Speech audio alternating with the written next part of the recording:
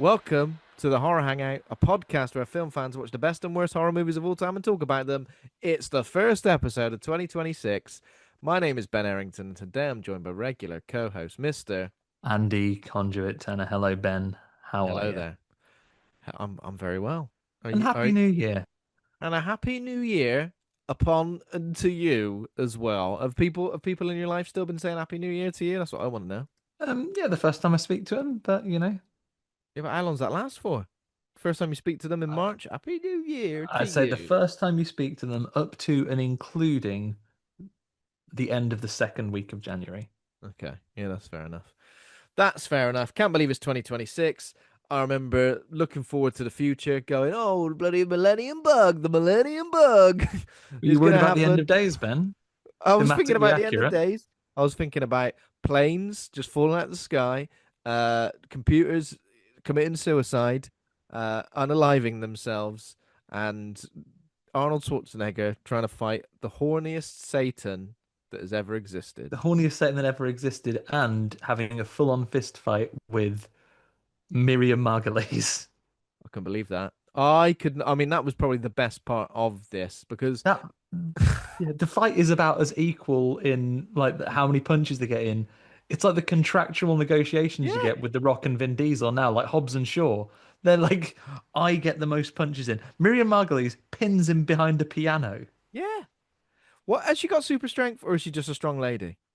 She does do big scratches like Wolverine on the door frame, doesn't she? So I think she has got a little bit of devil Because I strength. said this at the point. I said, surely the Satan's got super strength because he's Satan, but all of his followers, why would they have a little bit of super strength as well? Unless they're like, what we're trying to say is that they're crazy, so they've got crazy strength, the Yeah. strength of the crazies. I feel like she has a little bit of supernatural power because it only when she gets the coffee tabled does she really bow out of that fight. That's it. That's the finisher. That's like when you used to play SmackDown versus Raw on a tables match. If you put him through the table, that was it. The bell would That's it. ring. Over. Yeah. Miriam Margolyes. Because when her name popped up at the start of this film, I was like, oh, yeah. Because my memory of this film's quite hazy before I watched it again. But when her name popped up, I went, yeah, and I think she's a bad guy or like a Yeah. one of the bad guys. And I was just waiting for that confirmation, and it happened within seconds because she had hold of a baby, and then she was Swoops it off to get her baptizing in snake's blood. baptized in a snake's blood. Yeah, exactly. But what a cast we've got as well. Of course, we'll get into it. We'll get into End of Days. Let's do a little bit of immediate housekeeping for 2026. Should we talk about what we've got coming up in January, Yeah, talk perhaps? about run us down, Ben. What have we got coming up Run me in down, run me down. So couple of new-ish films. Well, a brand new release as well. But obviously, starting off with End of Days because this was like a New Year's Eve film, I yeah. guess. So it kind of feels, and a New Year's into New Year's Day film. So it feels good to start that, refresh the palate, cleanse the slate. Has Schwarzenegger been on Horror Hangout before? I don't think he has, because he has That would be insane.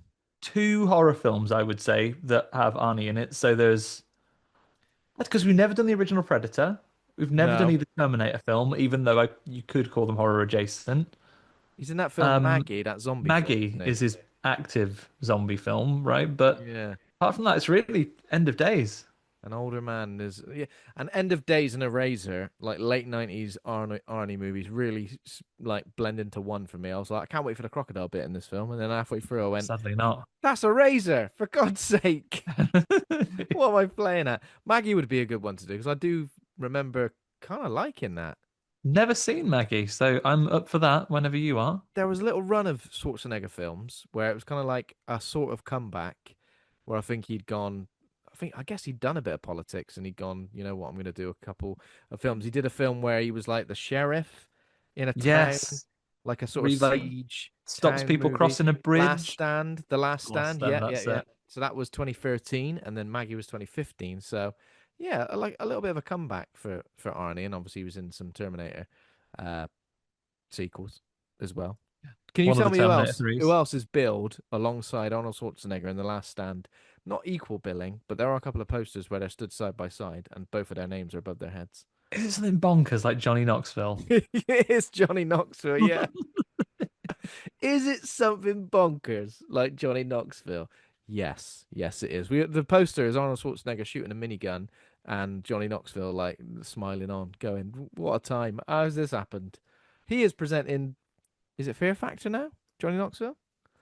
I think they're doing like a Fear Factor reboot as well, and Johnny Oh, with Knoxville's Johnny involved. Knoxville. Well, be careful, Johnny. Don't accidentally become a big right-wing grifter. Well, could easily happen. You got the biggest podcast in the world.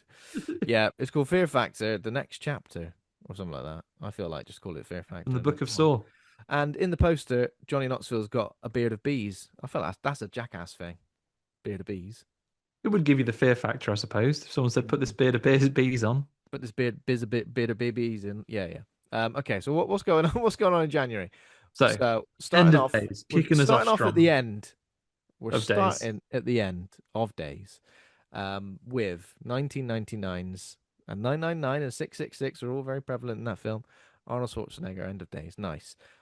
Then we're gonna go and tackle one of the films from last year that didn't get like a huge release, and I think it is coming out in cinemas in February in the UK, but you can currently see it on digital platforms.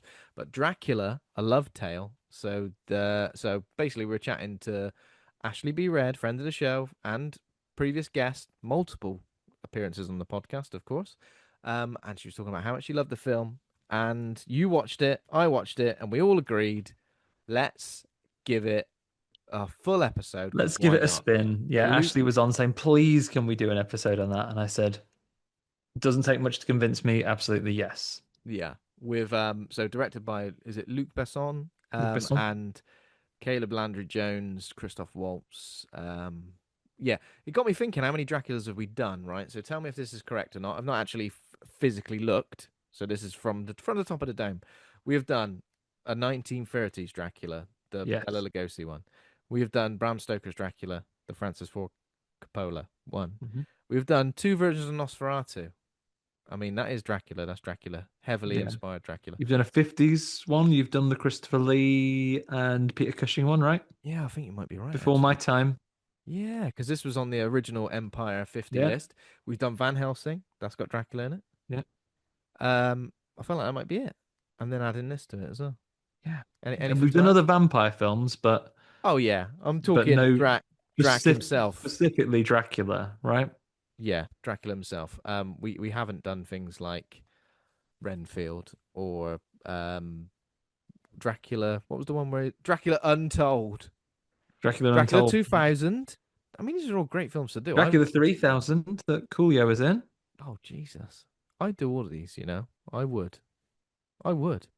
All of them. I'd consider Dario Argento's Dracula 3D. We need to do Jack Dracula 3D. It's We so really good. do. We really do. When I say good. When I say good, I mean good. Blackula, we've talked about doing as well. We've Yeah. talked about it. We've not got around to it yet.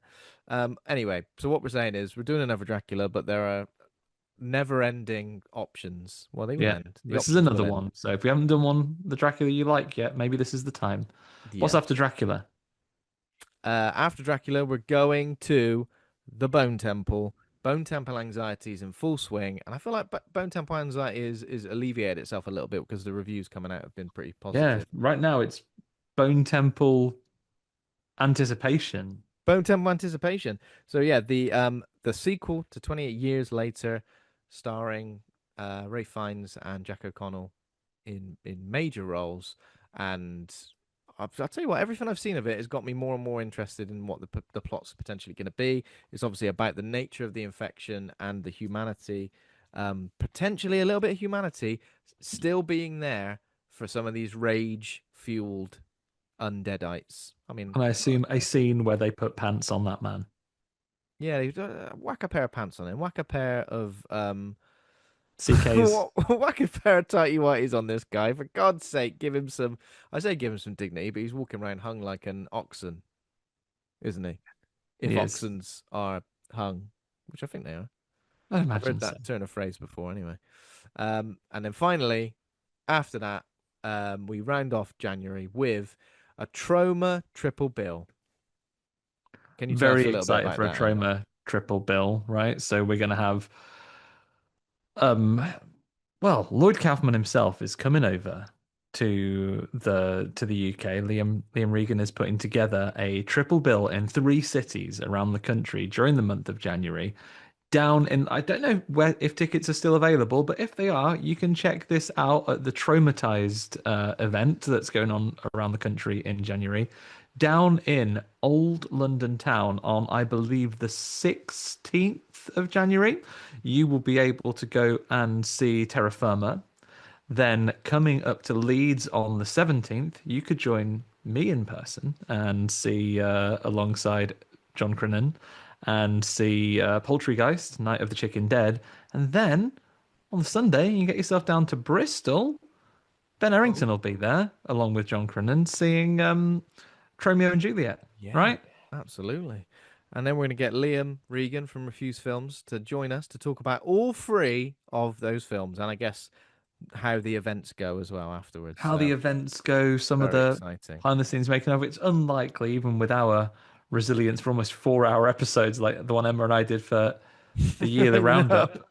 We'll probably not go beat for beat on the stories on all three movies, but we'll give you solid reviews of all three, everyone, if you don't get to make it. But if those cities are within your reach, get yourselves over. You'll see one or more of us at every single one. Yeah. If they're not in your reach, those films are available on Troma Now or to purchase on in hard copy, I imagine. Get and watch them. They're three of the good That's going to ones. be a first time watch for all three for me as Are they? a fair Oh, a bit of a trauma noob, I would say. I mean, I've seen a few, obviously, but still a bit of a trauma noob. I'm looking forward to checking these films out and chatting about them with you and Liam as well. Exciting. Um, what time? but yeah, January, it's all going on. I mean, we've got other films coming out in January, but I'm not sure if we're going to be able to get bonus episodes out or whether we save them for February because we've got Return to Silent Hill, we've got Primate, both coming out in January as well. And Primate's the very end of January, right? so we Officially. can chuck that into the old February, Yeah. can't we? Because this is a monkey horror, we've got to give it its full episode, haven't we? I mean, sure, I'm going to say it out out loud right now, but surely it's got to be a double Ben episode, right? We've got to see if Ben Scaife around. Yeah, The Primate. Ben and Ben talking about Ben. Yeah. Ben and Ben, monkey enthusiast, talking about Ben, the killer ape, the killer chimp. I mean, it's not his fault, is it? He's gone rabid like Cujo, I He's think. got poorly, hasn't he? I've seen that our old mate Ben has been active. He's posting a film of the day challenge right now. I thought you So, meant the ape then. well, Jesus. he's not that Ben. No, friend of the show, Ben, has been active posting some things. So I think we'll have to get in touch, give him a little Yeah. nudge and say, hey, you up for some primate time? Yeah. And hopefully he'll say, Sounds yes, really please. lovely. Sounds really lovely. Looking forward to that. Well, looking forward to, and you know what, January, which is usually often thought as the graveyard for movie releases. I'll tell you what, I'm just as excited about January as I have been about any Yeah. month Yeah, there's been of last year. some really good momentum going into the new year, and we're gonna have Send Help at the end of the month as well. And I tell you what, I was Yeah. absolutely flabbergasted. I might have to accelerate a little trip to the cinema. I was listening to My Partner Has No Taste this morning, and they have been off to see and review The Housemaid. Oh yeah, I did see them talking about that. Yep, yep, yep. Um, Positive review, Ben. I'm actually Was it? more hyped for that than from watching the trailers. Not the bloody housemaid. What's she playing at? I might have to give it a go. I'll give it a go. It might be a wait for it though. I don't think I'm gonna be able to get to the cinema because there's still a few things out of the cinema that I'm a little bit behind on. Still not seen Anaconda, although you couldn't really. I don't think anyone. I don't think anyone's calling it a horror film, but I've heard kind of positive things from some people. How about you? I have seen it written down somewhere that it's the best in the Anaconda franchise, which I'm not willing to take on faith alone because Well, I've got a soft spot in my heart for that original yeah, me one, too. Me too. Means a Ben. lot to me. Yeah, it Um, does mean a lot to me. And obviously your impression of it has accelerated that in don't my know what you love. mean. Your Paul Yeah, yeah. Saban. I'll tell you what, films like that though. So I've had a real throwback recently. Films like End of Days, films like Anaconda, films like. So I also watched Cube this week. We'll get to that when we talk about what we've been watching. It really reminds me of a like pay-per-view movie service on cable TV that you would have had when you were a kid, when I was a kid, when I was a teenager, where I would pay for these kind of like late 90s Get your action Skybox horror office movies. on. get Skybox Office, and I was also talking about Front Row. Have we discussed that on this Hmm. on here before? You've Front mentioned Row, Front Row before. where you like order the film and then wait, otherwise the channel like plays trailers all day long, and I used to sit there and like watch all the trailers over Yeah, and over you again. basically rent yourself into it for a day and it just plays it. It's not Over, like yeah, technology now where you can just like that's play a right. video. It's like, right, it's next starting at 8 o'clock and you've bought into this for 24 hours. I kind of love that though. I kind of love that, and my best tale, my best yarn about that was that I broke my toe playing football in a garden once, but I'd ordered X-Men. I'd ordered the original X-Men to play on Front Row. So rather than go, I better get myself to the hospital. I think my mum was out. I think my dad was in, but I managed to convince him that I was fine because X-Men was coming on, and I sat through it like in pretty much agony, like literally like agony, watching it, going bloody. I wish I had a regenerated toe. I'll tell you that. Wish you could melt away into water like that man. Like jellyfish man. And then when it ended, I went, yeah, I think my toes broken. I have to go to hospital. Why did you sit down and watch X-Men? I don't know. I think I can't remember if I'd used pocket money for it or something. I don't know. I feel like there must have been a reason. It's what you've taught me, Dad, about not wasting things. Don't bloody waste things. If you got X-Men bought and paid for, bloody You watch it. watch it 3 times through. Yeah, there we go. Um, so that's January. Looking forward to it. And we're starting the year as we ended last year, which is constant bloody episodes all the time. The never-ending conveyor belt of episodes are coming out. Quantity. Sorry, that was incorrect, Andy. Quality over quantity. One a week might sound like a lot, but guess what? They're all real, real good. And we got some bonus stuff to keep you entertained as well. I got some interviews in the pipeline that are on the way, so watch out for them. Bonus stuff, great guests, and coverage of festivals. I'm sure we're going to be continuing to do that this year. Bigger and better, and more. Bigger, better, and more. All of those things. That's it. Yes. Speaking of more, Ben, have you got some more on the never-ending cycle of news for me? I've got a couple of bits for you, but I know you're Tell you the what, I'll let you kick. primary source of news you can use. I'll let you kick it off, mate. I'll let you kick it off. I'm doing the radar dishes up, Ben. I've got a couple of little notifications of films that we've talked about in the past. We've interviewed some people. They're available for wider I, audiences to I've watch I've right seen now. one. Is one about a certain R.I.P. man? It is the RIP man. Yes, I knew So it. heard from the guys over there. RIP man, who you'll have heard me do a couple of interviews discussing in the last year or so, is now available to rent on Apple TV for just a few of your pounds. Yes, So I absolutely. haven't I had a think chance to watch it and bring my review to the table just yet, but I know a few folks have mentioned it out in the sort of horror threads, horror Instagram communities. So it's out there. It's mm, available to watch. Speaking to Reese, one of the producers the other day, they said they're already got their eyes on a follow-up, starting to do some work there. no So way. very, very It's on interesting. Apple TV. I think it's on Prime as well. I did see that. Okay. So It's in a that's couple of available places. to watch right now. The other one, Super Happy Fun Clown. You remember that fondly, don't you, Ben? Oh From yeah, Super Happy Fun Clown. Absolutely. is now available on not a streaming service I'm very familiar with, but a very aptly titled one on Bloodstream TV. I think it's a bolt-on you can do on Amazon, but you may also be able Nice. to get it standalone in some markets as well. We So had fun Super with Happy that, Fun Clown is now streaming on there. and obviously we spoke to the director and the producer at Fright Fest last year. So go and check that out as well. If you're a completionist, you want to know everything there is to know. We got you covered. Those are my two bits. The other piece I had, I don't know if it's big news announcement. We're going to dive in, Ben, into some of the industry stuff and journalism in the horror spaces. So, Dread Central has been taken over, is now being operated by one of the co-founders of its biggest rival, Bloody Disgusting. Oh, I So see.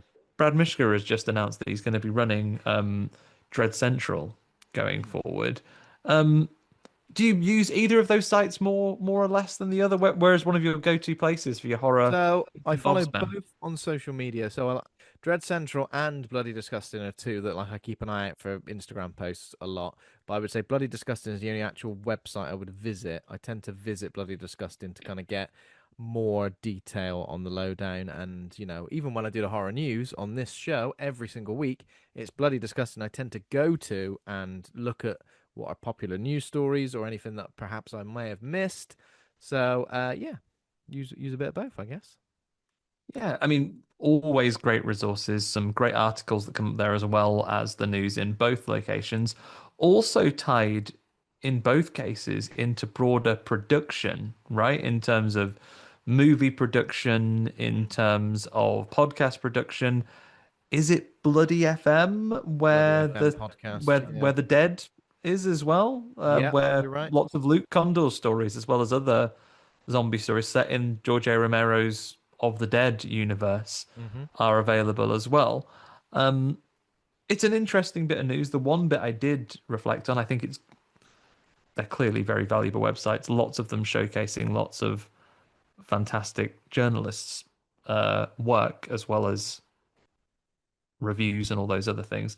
I did see filmmaker Laurie Brewster posted today reflecting on the fact that, of course, as both organizations also have a media wing as well, it's something that we should all be aware of that it are many platforms that exist in the horror space is truly independent news sources anymore, particularly when it works with streaming platforms. And obviously, so many of the streamers now curate their own produced material. So it continues to be a difficult place for independent film in particular to get their voices heard and out there, or they can get them in, but it requires an in or the attention of some of these production companies as well. Not suggesting that anyone said that any ownership of any companies is a good or bad thing. It's just bloody different, isn't it? But I tell you what is the same, Ben. Go on. We remain as fiercely independent and probably unsponsorable as ever. So if you want a true hot take, you know where Yeah. to find it, There we everybody. go. You heard it here first. Unsponsorable. That is us. But if you do want to sponsor us, then please get in touch via our Yeah, I'll official talk about a website. NordVPN anytime. I'll talk about other VPNs are available. We'll Okay, so draw the line at online gambling, though. Those guys can get a hell. oh yeah, absolutely, absolutely. You'll never ever see us doing that.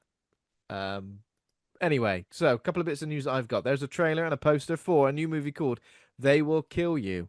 They saw it's a horror action comedy. I would like to say it's from watching the trailer, it kind of looks like Ready or Not meets Rosemary's Baby. Zazie Beetz is the lead in this particular film, and I love Zazie Beetz in pretty much everything that I've seen her in. And she stars as a young woman who must survive the night at the Virgil, a demonic cult's mysterious, twisted death trap of a lair before becoming their next offering. We've also got Tom Felton, Heather Graham, Patricia Arquette in the cast as well, and Andy Machete, who obviously directed the It movies, is the producer, and it is who's it directed by? Um, Kirill Sokolov. There we go. Knew it was coming. But bloody violence, gore, language. There's some language in this. Bad language. A little kid gets punched in the face in the trailer. Interesting. Um, Thought the trailer looked pretty fun. I'm looking forward to this. it does look pretty fun. Yeah, you're right. Yeah, I'm all over it. Let's give this a chance. This comes out March 27th, in theaters. So let's check it out. We've shared the trailer on our social media, so please go and check it out there. Um, another thing that's coming out soon. We're we are going to talk about the Stranger Things finale, and what we've been watching today. But there is a documentary called One Last Adventure, the maker of Stranger Things 5, dropping on Netflix next week, next Monday, January 12th. So I guess we're going to get behind the scenes of everything. I'm kind of interested to know like how everybody reacted to certain decisions, whether there was anything that was left upon the cutting room floor. It would be nice to see. And yeah, I guess to see what all these people are like behind the scenes as well, even though this would be heavily edited to make them all look nice and good. Um, where are you on the current discourse, Ben? Are you a Oh well, Stranger Things truther? Do you think there's an actual secret extra episode? First of all, I don't care. If the secret episode came out tomorrow, I'd go, all right. If an episode doesn't, but I feel like we're gonna obviously talk about it, but I feel like that ending was too succinct and heartfelt for it to be, oh, it's all a bloody vision that Vecna created. So I would say it's a load of bloody codswallop, but I'm willing to be proved wrong, but I don't think I will be. What do you think? I will point at all of these theories, and you know what? First, I'll open by saying it's fun to do theories and stuff like that as well. Like, if you really engage with something, it is a fun thing to do. Yeah. I feel the ending was really comprehensive, and I will turn spoilers, I guess, if you there's a sentence that Vecna says in another bit where he's doing a vision. He very clearly states that someone, especially if you're quoting all those other things, I don't believe in coincidences and the use of music as absolute fact, as evidence to support the fact that it's a vision and there's a secret episode. During one of the visions, Vecna says, "I'm a lot of things, but I'm not a liar." Mm, okay. I'm not a So bloody liar, mate. with that Come same on. with that same logic would indicate he wouldn't lie and go, "You've won actually." It will just And undo a lot of kind of like what I feel like was hard work to give this story like an epilogue, I guess. But yeah, again, we'll get into it. We will get into it. yeah. What else? So obviously we've got that coming out, and also I just wanted to mention that the in the Critics' Choice Awards, a couple of key winners for the horror genre, Amy Madigan and Jacob Elordi from Weapons and Frankenstein, have taken home awards. Amy Madigan for Best Supporting Actress for Aunt Gladys in Weapons, Jacob Elordi Best Supporting Actor for his role as a creature in Frankenstein. Supporting? I mean, I guess he is. Well, that's I not guess. really fair. Surely he's a co-lead. He's a co-lead, yeah. Things like Best Original. So Sinners won a few awards as well, including Best Young Actor slash Actress for Miles Caton, Best Casting and Ensemble. Turned a bit of Ensemble. French there. Best Score, Ludwig Göransson, and Best Original Screenplay, Ryan Coogler. So Critics' Choice Awards. I mean, does the horror genre get represented with that? I mean, I guess it must do because it's kind of like the popular movies that aren't like Oscar winners, essentially, isn't it? Well, not Yeah, Oscar but winners, but not like major players in the Oscars. yeah, Although I feel like something it would be interesting to see what happens with something like Sinners and even Frankenstein, whether they are films that kind of do get recognized by the Academy. Not that it matters, but technical awards maybe I'd imagine because yeah, yeah, yeah, yeah.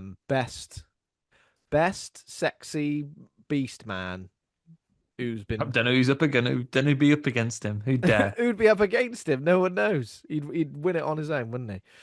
Best use of a leaf in a movie. Best, definitely gay love story, Frankenstein and that old fella. Um, anyway, that's what I got for news. That's pretty much it. Anything? There's nothing else. So should we talk about what What we've we've been watching been and a bloody couple of big ones watching. that we both need to talk about? Because should we immediately just talk about Stranger Things? Yeah, Just let's finish it because I hadn't started it, Ben, until the whole till the be- series. till the bells had gone. I'd started the previous series, but I hadn't started season 5 until the Mm, turning of the new year, and then we just did it in a couple of days because it's yeah, been snowy and cold, so we've been stopping in. yeah. Oh, you've had snow as well. Yeah, yeah, it's You been have. Do you icy. feel like It's you're like a in? death trap outside. Oh Jesus! Do you feel like you're in 30 days a night? No, no, I'm not hiding in the loft and not talking and growing like a depression beard. It's been all right. Oh, you should have done that there. Not a depression beard, just a lovely beard. Uh, so I guess obviously I've spoken about the series in a bit this time around, for over a couple of episodes while I've been watching it. I will say that the finale I thought I enjoyed more than the rest of the series, but one thing that kind of did bother me about it was kind of like it felt like the rest of the series was just uh an exercise in getting all of your narrative ducks in a row Hmm. before you could deliver this finale. So it didn't feel entirely earned. I feel like in terms of scale, like it felt almost reminded me a bit of Endgame, where you've been building towards this for so long. Every character has its place, but in a sense, a lot of the characters are kind of underused, underutilized, and certain characters don't interact with each other as well, which is kind of odd. I saw something online saying these characters have never spoken to each other, and I get that because it's a massive cast, but it is kind of weird. There's a lot of inconsistencies. There's a lot of plot holes. I feel like the things it gets right I like the emotional beats. The Hmm. emotional beats, Absolutely. the kind of like the storytelling between characters and the way they interact with each other. I feel like Stranger Things is at its strongest when it's about those emotional beats, the human moments, the connection, and the against all odds stuff. I feel like where it loses me is when it tries too hard to plot things out and give and take you down this narrative path and try and give you a reason for certain things happening and also trying to like pull the rug out from underneath you. I feel like it doesn't do very well at that. I feel So like the planning, Ben. I've got one suggestion I can make. I can't do it now because it's the past. You know what they could have done? If they'd brought a new character, and I know it's already a big, heavy cast, but for the bits that you didn't like so much, the planning and the explanations bit, yeah. would it have fixed it for you if they'd introduced new character played by Michael Pena, who could have done the explanations in his trademark style like Cremantman? Oh no, right, okay. Yeah, I mean that would have been pretty fun. I thought you were gonna say Margot Robbie in the bath, like in that what was that film called? You can also go that way if you prefer. What film was that? Where she was That explaining is The Big things. Short. The Big Short, yeah, where like, oh, you're confused about all these things. There's Margot Robbie in the bath. Because also I feel like some bits didn't even really need to. I mean, sure, some things do need to be explained, but I feel like they're explained in such a way where like one character has a definitive answer about what is actually going to happen, and everyone just goes along with it. There's very little like, hang on a minute, I'm not sure I'm totally on board with that. I feel like you're just spitballing here, Got to work as a team, haven't you? and it You got to feels get on like board there's and spread awareness. so many moments where someone goes, "This person was right," because they just suggested a thing and it happened to be right, and I thought like, that ain't how life works, mate. You'd all be dead. I know that wouldn't make a very interesting show, Or but a really yeah, sad one. Oh, this plan didn't work, died. dead. Um, here's the things that these were my takes on the Stranger Things finale. I think ultimately really successful for the size of undertaking that it was, especially when so you've been running for 9 years. I Mm. would say for if not earlier, at least the point that Vecna showed up or series three and we got the implications of something bigger, the internet at large and your fandom has been trying to guess what your ending was, and the biggest and best shows of generations have eaten shit on that, right? Game of Yeah. Thrones, people were by and large not happy with the ending because basically any time that any kind of theory or guess gains any more than even fringe traction on Yeah. infinite form, it's infinite monkeys and infinite typewriters. As soon as any of these theories gets any credence or weight behind it, you can't do that anymore. Because can you imagine, even if you gave everyone the most satisfying ending, if it was what they predicted, that's what you'd be being slammed for. Well, we guessed Yeah. that. So We've already guessed that, mate. Yeah, come on. yeah, like there's so much like it is like being in a bloody mind palace maze where doors are probably closing on you a second you see them and you run towards a portal and all of a sudden the internet has guessed that so you can't go that way anymore. So Mm. there's such a tremendous effort to do something that people haven't already predicted and you're never going to please everyone. I think they managed to the whole series. I think landed the plane exceptionally well. Could there have been bits that were a bit tighter? Maybe. Are the characters that I like more than others? Yes. Are the performances that I like better than others? Yeah, sure. There definitely are, and there are things that I gel with. But that's how a big ensemble thing works, right? You've got your favorites and you've got your not favorites. I think the things I will give them special applause for, as well as just steering such a big ship safely into port at the end, is I think of all the characters who I think you were underserving in previous episodes. I think we've spoken about it actually while previous series have run. I think having been the MacGuffin in season one and two, Will basically got to spin his wheels for seasons three and four and didn't have that much to do apart from be along with Mike Yeah, that's true.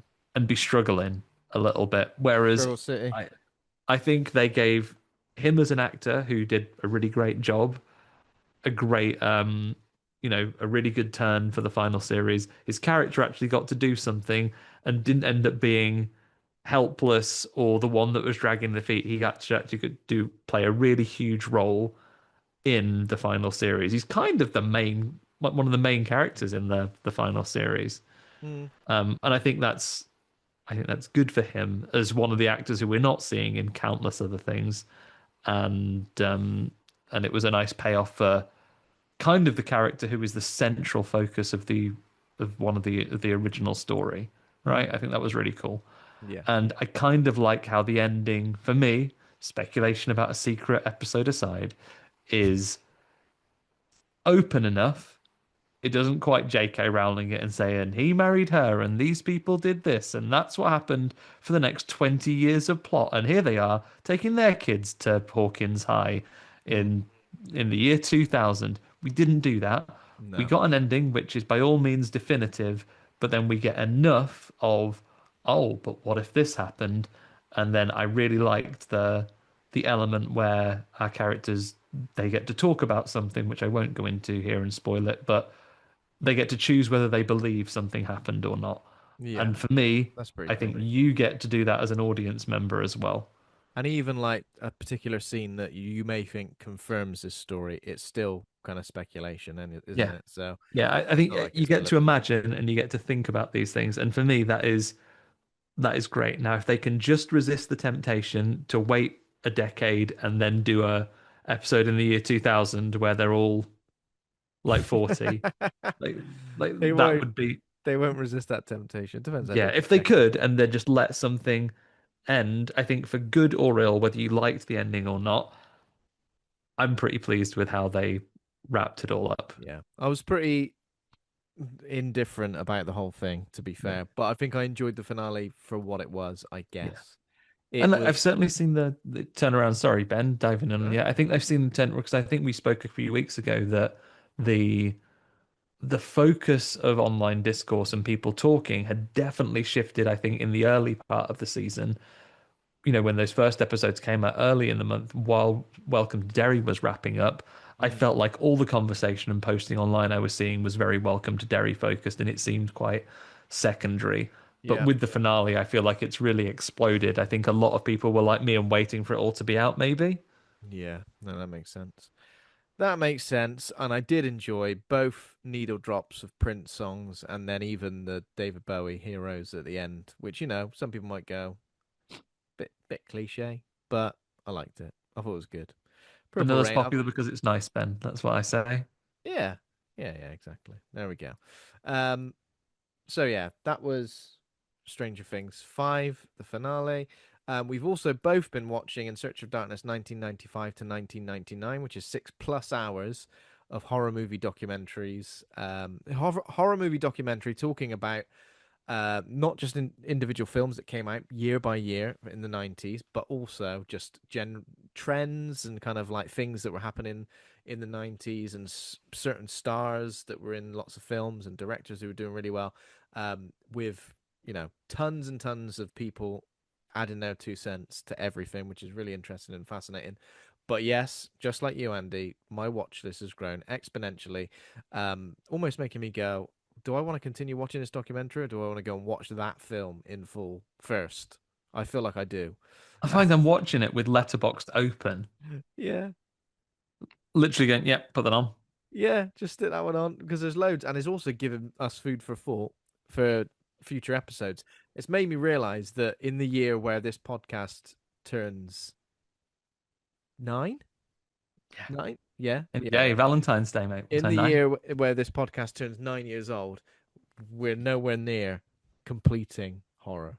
I mean, people should No. stop releasing horror films, is what I'm saying, because Yeah. we are Give never us a going to catch minute. up. Just take a year off. Take a bloody year off, exactly. Um, there we go. So, sorry, well, not there we go. Lots to talk about. There are loads and loads of films that have kind of like I've forgotten, but also loads of films that we've covered. I feel like we should also do a definitive In Search of Darkness 1995 to 1999 cross reference something, which shows What how many of the films percentage we've of In covered. Search of Darkness have we done? Yeah, because things like Deep Rising are popping up. Where I'm, oh yeah, I forgot that we covered that. Obviously Seven, which you covered fairly recently, well, last year. And then obviously End of Days is on there, and that was kind of like just a coincidence, I guess. The fact that End of Days is on there because we Yeah, didn't actually chose it cover that before I saw film. it. Yeah, exactly. And yeah, I've been adding things to the list. I've gone away and watched one of the films that popped up on the list because it made me remember it. But yeah, it's just so good, isn't it? It's just like I love that moment when all the posters are on there and it's slow zooming into one of them. You're like, oh, what's next? Is it going to be this one? Oh, there's that. Oh, that's on there. Oh, brilliant! Can't wait to see this. Sometimes I even pause I want to during look one at of those everything. zooms. So you haven't even spoke about this film, but I'm add it to my watch list now because Yeah. I'm in from the poster. It's not just the big ones either. So obviously things like Scream get covered, but then other films that are like micro budget, tiny little films, or like the is it Japanese Evil Dead, the one that's like didn't get finished until like 2012 or something like that. So films that like even though they are 90s movies, didn't have a huge audience then. Um and sort of people are still like rediscovering them now. It's crazy. I'd love to see a letterbox list with all of the films that are included on it. I'm sure I mean it definitely Yeah, I'm sure exists. some brave soul has done that already. Some brave bloody soul. Yeah, I'd love to complete this and go through that list. But, just as a mark of quality, we have seen it maybe a little bit ahead of a broad release because we backed it and did a little bit of promotional stuff as well. So I'm not sure which of the things has triggered us to be Mm. able to get copies to watch. But when you are able to see it, everybody, and in fact, they do the makers of In Search of Darkness and other documentaries like Terabytes that we've enjoyed as well, they have fairly good digital sales fairly frequently where you can get their entire Yeah, definitely. collection and you can buy the copies which you can either watch VOD with a password they give you, or should you have the hard drive space and bandwidth for it, you can download the files and watch them Mm. for yourself. They are I feel such like wonderfully crafted yeah, documentaries, right? And so, I know you love it, Ben. Comprehensive is the word, right? incredibly comprehensive. I would also say that we've had In Search of Darkness 1, 2, and 3, and then the first half in the 90s and the second half in the 90s. I feel like I'd go back to the start now. I feel like Yeah. enough time has passed that going back to the start would feel brand new all over again. And that's what Yeah. I think is so good about this is going to remind me of certain films and go, hell yeah, let me check this out. Let me check out this decade. Let me go back to this decade and go crazy on this year. And it's crazy how many films came out the same year. You know, you're almost like there aren't even enough days in a calendar year for some of these absolute classics to come out. It's crazy. Yeah. I think what we need to do, Ben, is really work on our hottest takes and maybe buy new jackets. So when they do like an In Search of Darkness something year, when we've made it to become credible enough journalists, then we too can be invited on. That's the dream. That is the dream. Let me mention a couple of things I've seen then because I did watch Cube, which was focused on in the documentary, and it did make me go, I want to bloody watch Cube. So I did. I went and watched Cube. It's free on YouTube with ads, the official version, not just some version someone's uploaded. I mean, it's free on YouTube with ads. So if you think I want to watch Cube, go and bloody do it. Um, this film is great. I think it's great. It kind of like the DNA, the late 90s DNA runs all the way through. It's directed by Vincenzo Natali, who directed Splice and In the Tall Grass, which is obviously that's a Stephen King story, isn't it? In the Tall Grass. Stephen King, or yeah, or is it a Joe Hill one? Tall I'm not Grass. sure. Yeah, maybe it's Joe Hill.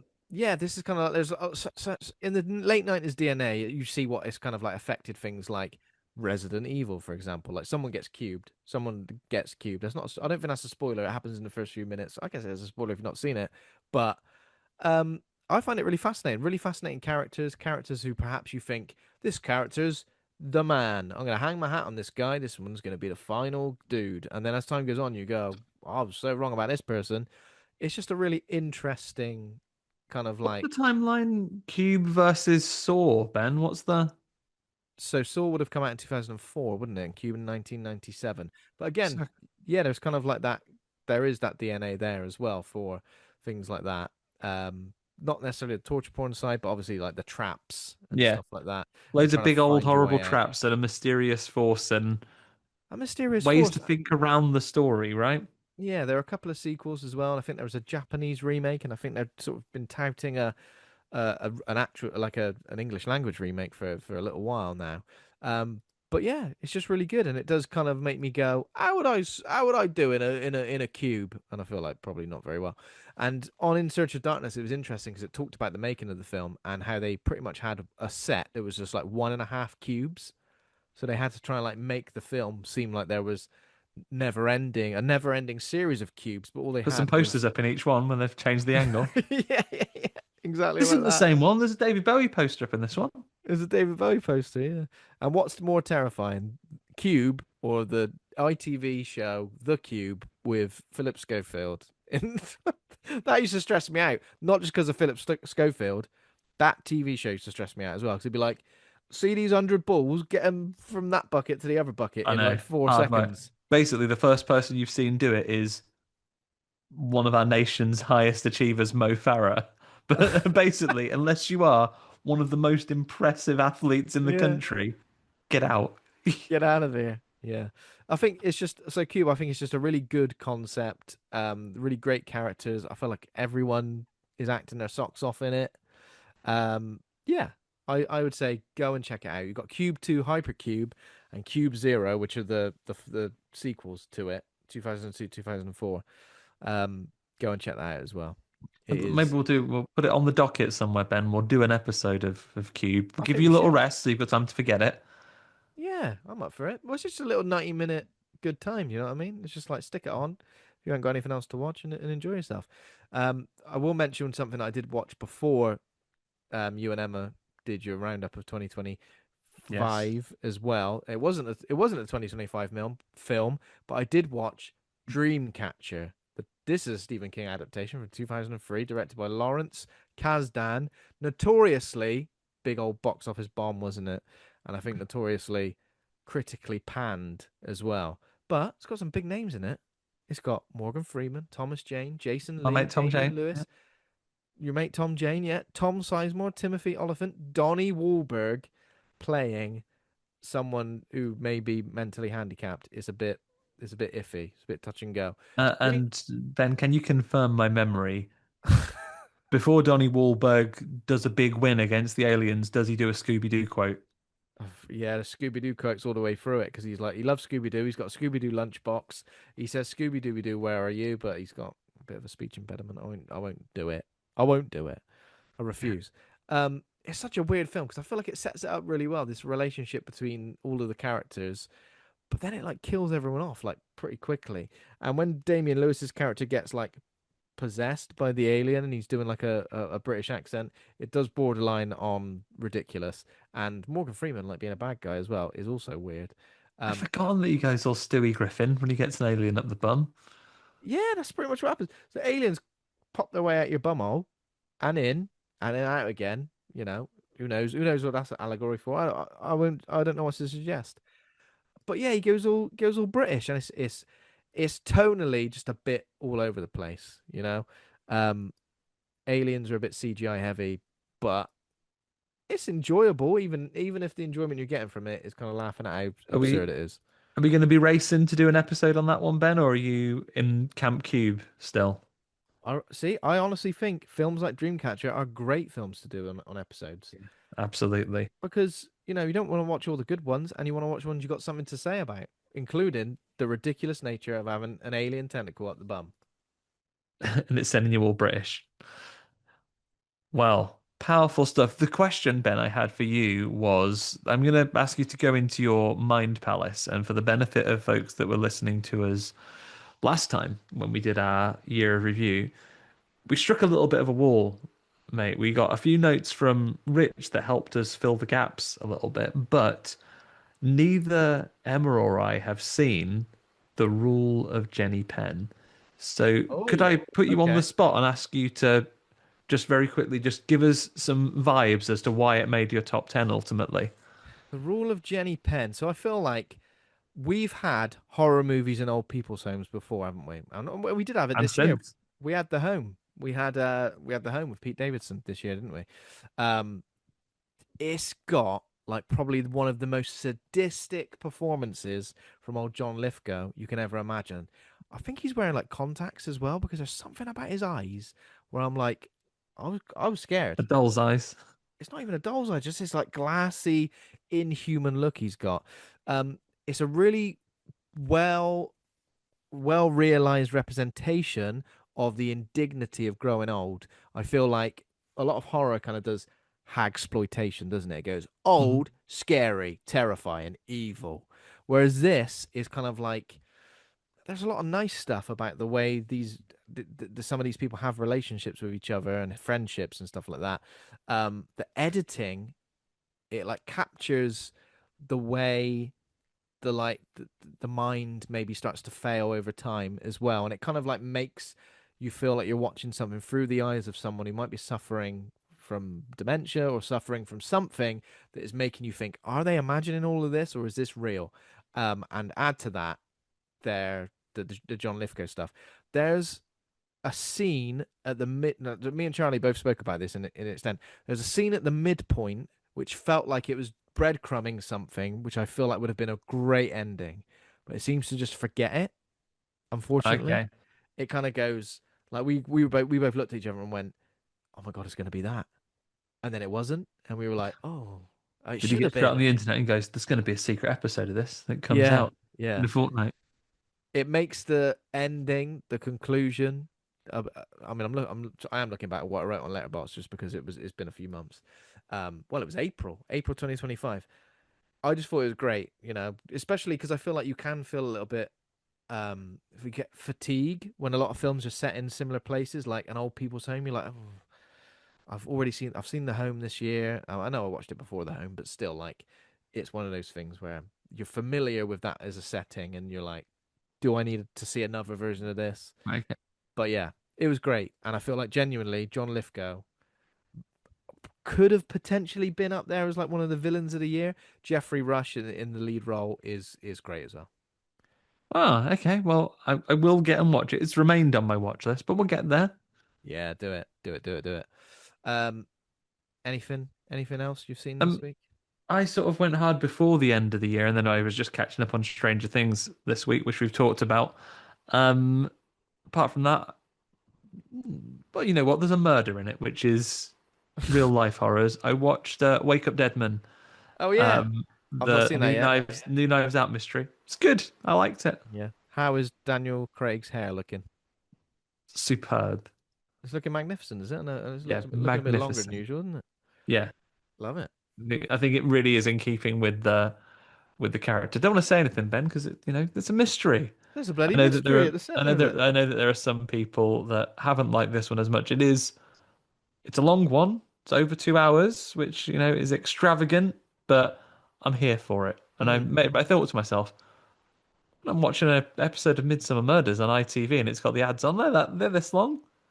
Yeah, So I yeah, just knuckled exactly. down, had a lovely watch of it, You let the just mystery knuckled wash down. over me. I know there are some people who have not enjoyed this one as much. I'd argue, but I think the political messaging is far more overt than maybe it has been in previous ones as well. But you know what? Just happens that they align with my beliefs, so I don't care. I'm sick of politics in my media. What's that? The politics I agree with. I want more politics in my. More of that, please. That's fine. Yeah, but I can see why it would be triggering for some, but I really liked it. Thought it was fun. And I'll always turn up for those because it's fun characters, and I will Yeah. be a part of the choir of voices that want them to do a Muppets version as well. Yes, please. Oh my god. Hell yeah. Um, Apart from that, though, brilliant. Ben, just been Yes. preparing myself for the end of days. Preparing yourself for the end of days with the most WWE named former NYPD police detective, Jericho Kane.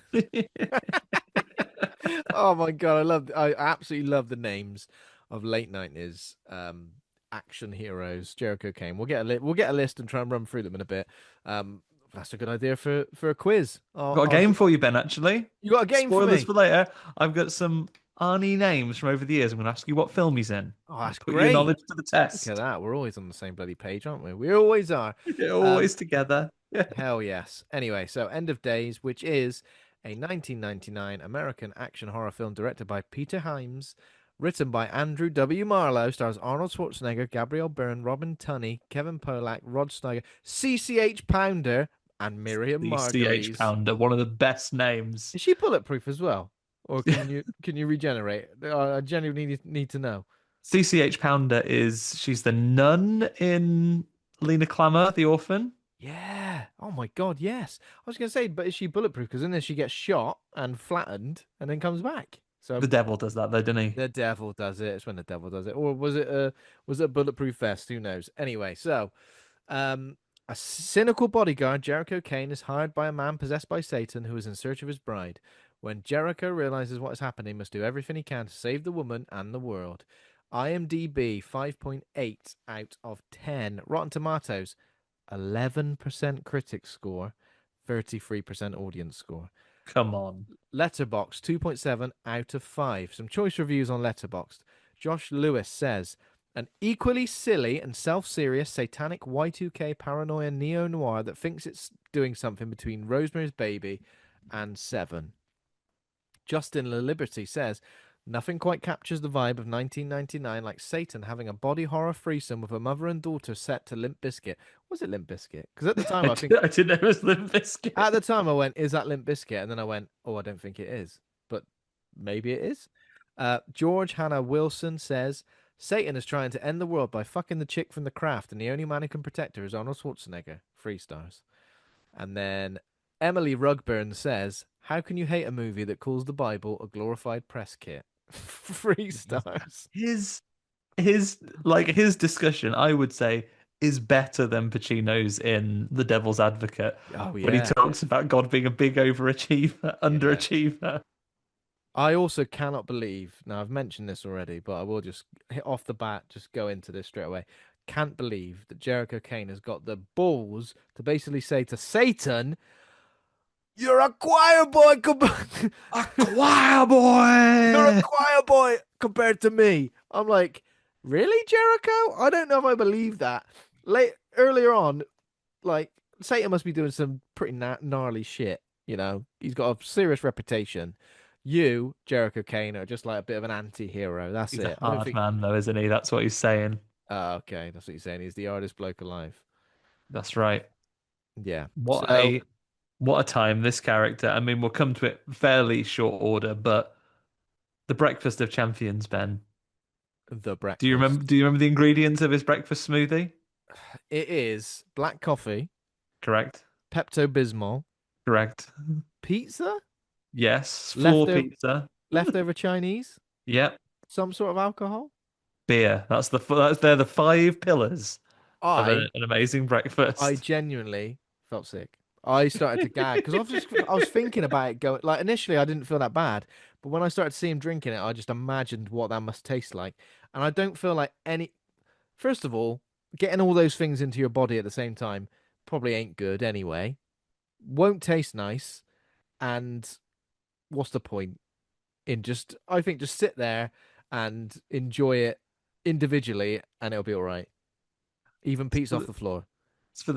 it's for the man on the go. It's for the man on the go. Pepto Bismol. Pepto Bismol's getting lost in that. That's to stop it giving you indigestion. Yeah. That's prophylactic stomach lining. Prophylactic. Oh, That's like Kane and a couple of Rennie's Christmas Day morning breakfasts. yeah. Oh my God. It's basically the equivalent of like when people have a full English in a tin, Yeah. isn't it? Where you're just like, have some respect for yourself. I mean, I've not got tons of respect for myself, but have a bit of respect for yourself, right? Well, hasn't got any respect for himself because I don't know if this has escaped your attention, Ben. His family have been Max Payned, His family unfortunately. got Max Payne. That's literally what happened, right? So it's like he Yeah. was going to testify against somebody, and they went, right, that's it. We're going to do in your family. Yeah. Also, end of days, Christmas film. Definitely a New Year film. I mean, it's a New Year film, but I feel like there's loads of Christmas trees. I don't know if it's because Yeah. we're in the Never realm between Christmas and New Year in this film, but And still, there's lots of what's it called? Lots of Christmas carols in it. yeah, lots of Christmas carols, lots of church. Uh, Yeah, lots of church, which is very Arnold Christmas. Schwarzenegger like body checks a Christmas tree, Yeah. not on purpose, not on purpose. He's not going for the Christmas tree, but yeah, I like that. Um, Overall, I can't believe he's got 11% critic score That for is it. a little bit harsh. I think it's better than that. Yeah, because I feel like yeah, it's all right, isn't it? It's not going to change your life. It's not like like it's more action than horror, but I think it's pretty good. I feel like there's because I was young when these films came out. I feel like it's just it remind like with the 80s films, they kind of feel like they're from a different life, a different lifetime. Like obviously, I was 6 years old.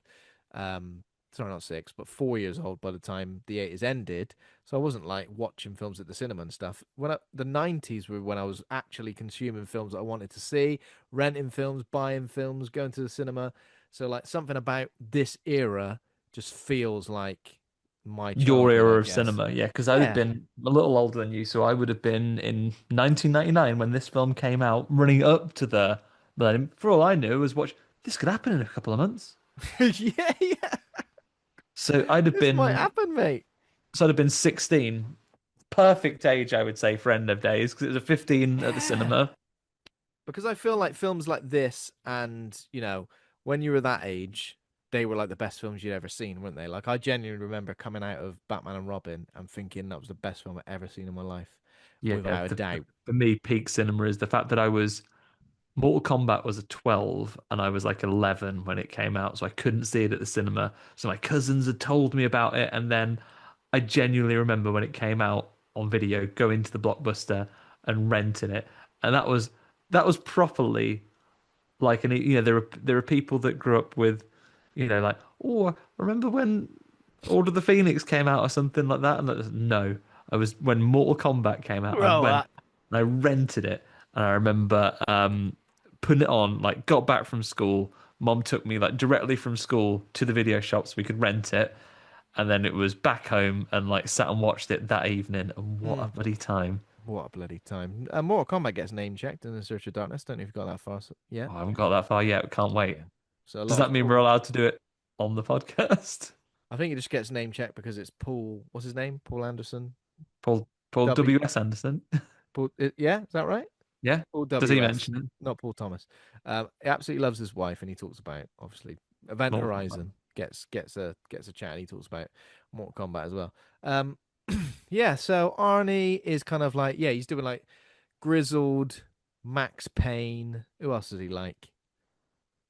He's just doing like damaged, depressed former police detective. Um, Yeah, he's about to kill himself before he has to go to work. he's about to kill himself before he has to get away. He's about to pop a cap in his own skull, and he goes, well, actually, If I Bill's got don't get a disgusting smoothie in a minute, and then his mate turns up with a coffee, and that's enough. that's enough. Yeah, I mean, it is the most disgusting smoothie known to man, isn't it? His mate turn up. Who's his mate played by? Bobby? Is it Bobby Chicago? Is I mean, his friend is just as ridiculous a name as Jericho Kane. Yeah, his name Um, is Bobby, and I think he's played by an actor who is, I don't know the name in front of me. He's a comedian, right? Kevin Pollak, Yeah, I very believe. much of the Oh, is it? era of having like Tom Arnold with him in Yeah. True Lies, right? That in the picture of him where he's not got a hat on or facial hair, I recognize him immediately. Gabriel Byrne, who obviously just does Satan really well. I think he kind of Incredible Satan. great Satan. And obviously he's in tons of horror movies. Hereditary is obviously the biggest one from recent years.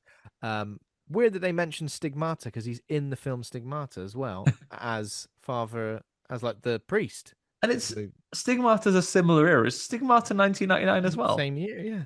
Same year. Are Stigmata and End of Days a Deep Impact Armageddon situation? Yeah, I think possibly. I don't remember much about that. I will say my one of my favorite Gabriel Byrne roles is in The Keep, which again, directed by Michael Mann, is 100% a film we've got to do on this show. Yeah, Who absolutely. mentioned it? It was Johnny Vivash, wasn't it? Who mentioned it? I think it was for some reason when you visit, who was it mentioned? I was like, Sir Ian McKellen? Sir Who Ian is in McKellen it, mentioned right? The Keep. He wants to think, yeah, Sir Ian McKellen's in it, yeah. And also, yeah, but it's a great film. I think we got to get down the slate for this year, definitely. Yeah, absolutely. Um, but yeah, I think Arnie is kind of doing his best, doing his best. I feel like it's a very Arnie movie for especially this era. We talk about Eraser and we talk about End of Days as well, where he's kind of there are less kind of like one-liners and there are less, I guess, love interests. really, because you wouldn't say that Robin Tunney's like a love interest at all, would you? I mean, No, in fact, like when the devil changes the rules and he just would have to give her a little smooch to win at the end. yeah, I Arnie kind of. doesn't even do that. And I know that he did, he would have romantic connections in early films, but I feel this era of Arnie, he didn't really have a love interest in films. I think it came to a point where I think it's he good just though, didn't. isn't it? It's good, especially like considering the age gap. I feel like it makes a lot more sense because how many films in the 90s and 80s definitely, but 90s as well, where the hero and the love interest, the age gap is so ridiculous that like maybe it's something we didn't notice when we were younger, but now we look back at it and we go, oh, Ugh. it's a little bit iffy, especially like considering the role, what he's trying to do, which is essentially stop Robin Tunney getting felt up by by Satan, Yeah. because he's an horny bastard Satan in this, isn't he? Look, no sooner does he look at you, look at your wife and daughter. Next minute, he's copping off of them. Then he punches your head off a bit later. Yeah, punches your head off a bit later, and he's just like his hands are like merging into one with them. Weird. Oh, I Um, don't know how he's going to explain that. Well, that doctor goes back to work the next day. Your wife's looking well. Yeah, Satan shagged my daughter into her. excuse me. And I guess made her a bit of an amalgamation of the two. Yeah, Um, exactly. A little we'll bit of an come amalgamation. we'll come to that. What I want to say to open the proceedings, though, is Ben, is peak late 90s filmmaking and something I sorely miss. The Go on. opening musical credits. Oh yeah, I do love opening musical credits. Can you tell me some of the bands that appear on the soundtrack for this film? Does Limp Bizkit appear? Well, I'm gonna have to have a look now. I'm scrolling through. I want to make sure. You on Spotify looking at the end Bloody of hell! days No, OST? wait. I reckon it's this one. Corn, Camel Song. Not a song I'm familiar with, to be fair. Um, it's got to be that one. I don't think it. I didn't think it was Limp Bizkit at the time. Oh wait, no. Wait, sorry. Please, please correct me. There's a film called Crushed. Sorry, a song called Crushed by Limp Bizkit. It's all listed by like songwriters rather than Yeah. artists here, which is a bit weird. There's a Guns N' Roses song. Oh my God. There is Poison by The Prodigy. There's Super Beast by Rob Zombie. Bad Influence by Eminem. Nobody's Real by Powerman 5000. It's just, there's a bloody Creed song, Andy. Is there? Wrong Way by Creed. Oh, of course. Of Of course. course. All the big hitters. But can you, I think when we talk about iconic music, Ben, can you do the little sting of music from End of Days anytime that's going on? Oh God, I know exactly what you mean, but I can't remember. There's a lot of whooshing. I know that's not what you mean, but there's like a lot of whoosh. Should You I know do what? it for you? Yeah, please, please, please, please. Yeah. Because I said it sounds like something out of like Batman Returns. Do you know what I mean? It sounds like a creepy. And there's the penguin being discarded by his parents, or it is Catwoman being. Every time something happens, you get those little four notes. It's kind of creepy, man. It's kind of good. I It's like good. it. I And do it is like it. CGI heavy. There is a CGI final boss, and you also mentioned this a bit Resident Evil 4, which I can also see. I It's a can bit also Resident Evil 4 when loads of villagers come and thump the shit out of him in an alley. Who's all on stairs? Get you with a bloody pitchfork. Bloody hell. Throw a pitchfork at you. Yeah, it's very much that. And as we mentioned at the top of the show, Arnold Schwarzenegger fisticuffs with Miriam Margolyes, Oh, which is surely got to be the highlight of his career, right? Not yeah. hers, his. Suplexes her through a coffee table. Yeah, he suplexes her for a coffee table, and like her stepdaughter goes no, and he goes fuck her, leave her, Started this. let her bloody burn. Yeah, Genuine in that scene. We'll come to it. We'll come to it. We'll get there yeah, sequentially, Ben. I don't want to get too we will. excited. So we have a lovely bit of opening credits music. We get How's it over go? New York City. Well, no, sorry, before over New York City, we get a cold open in the late 70s Yeah, in the late 70s, where because it's Robin Tunney's character, Christine York. Oh my God, we've also got to mention the how they get to the name Christine York. 'Cause the it's clues. unbelievable. It's unbelievable. Um, but yeah, it's when she's born. Well, she's Baby. born under the rock moon because on a special day, Yeah. the moon is doing a big people's eyebrow, and the Pope is watching, and he's saying, "Today's the day, big day, Today's the bloody day, I'll tell you that.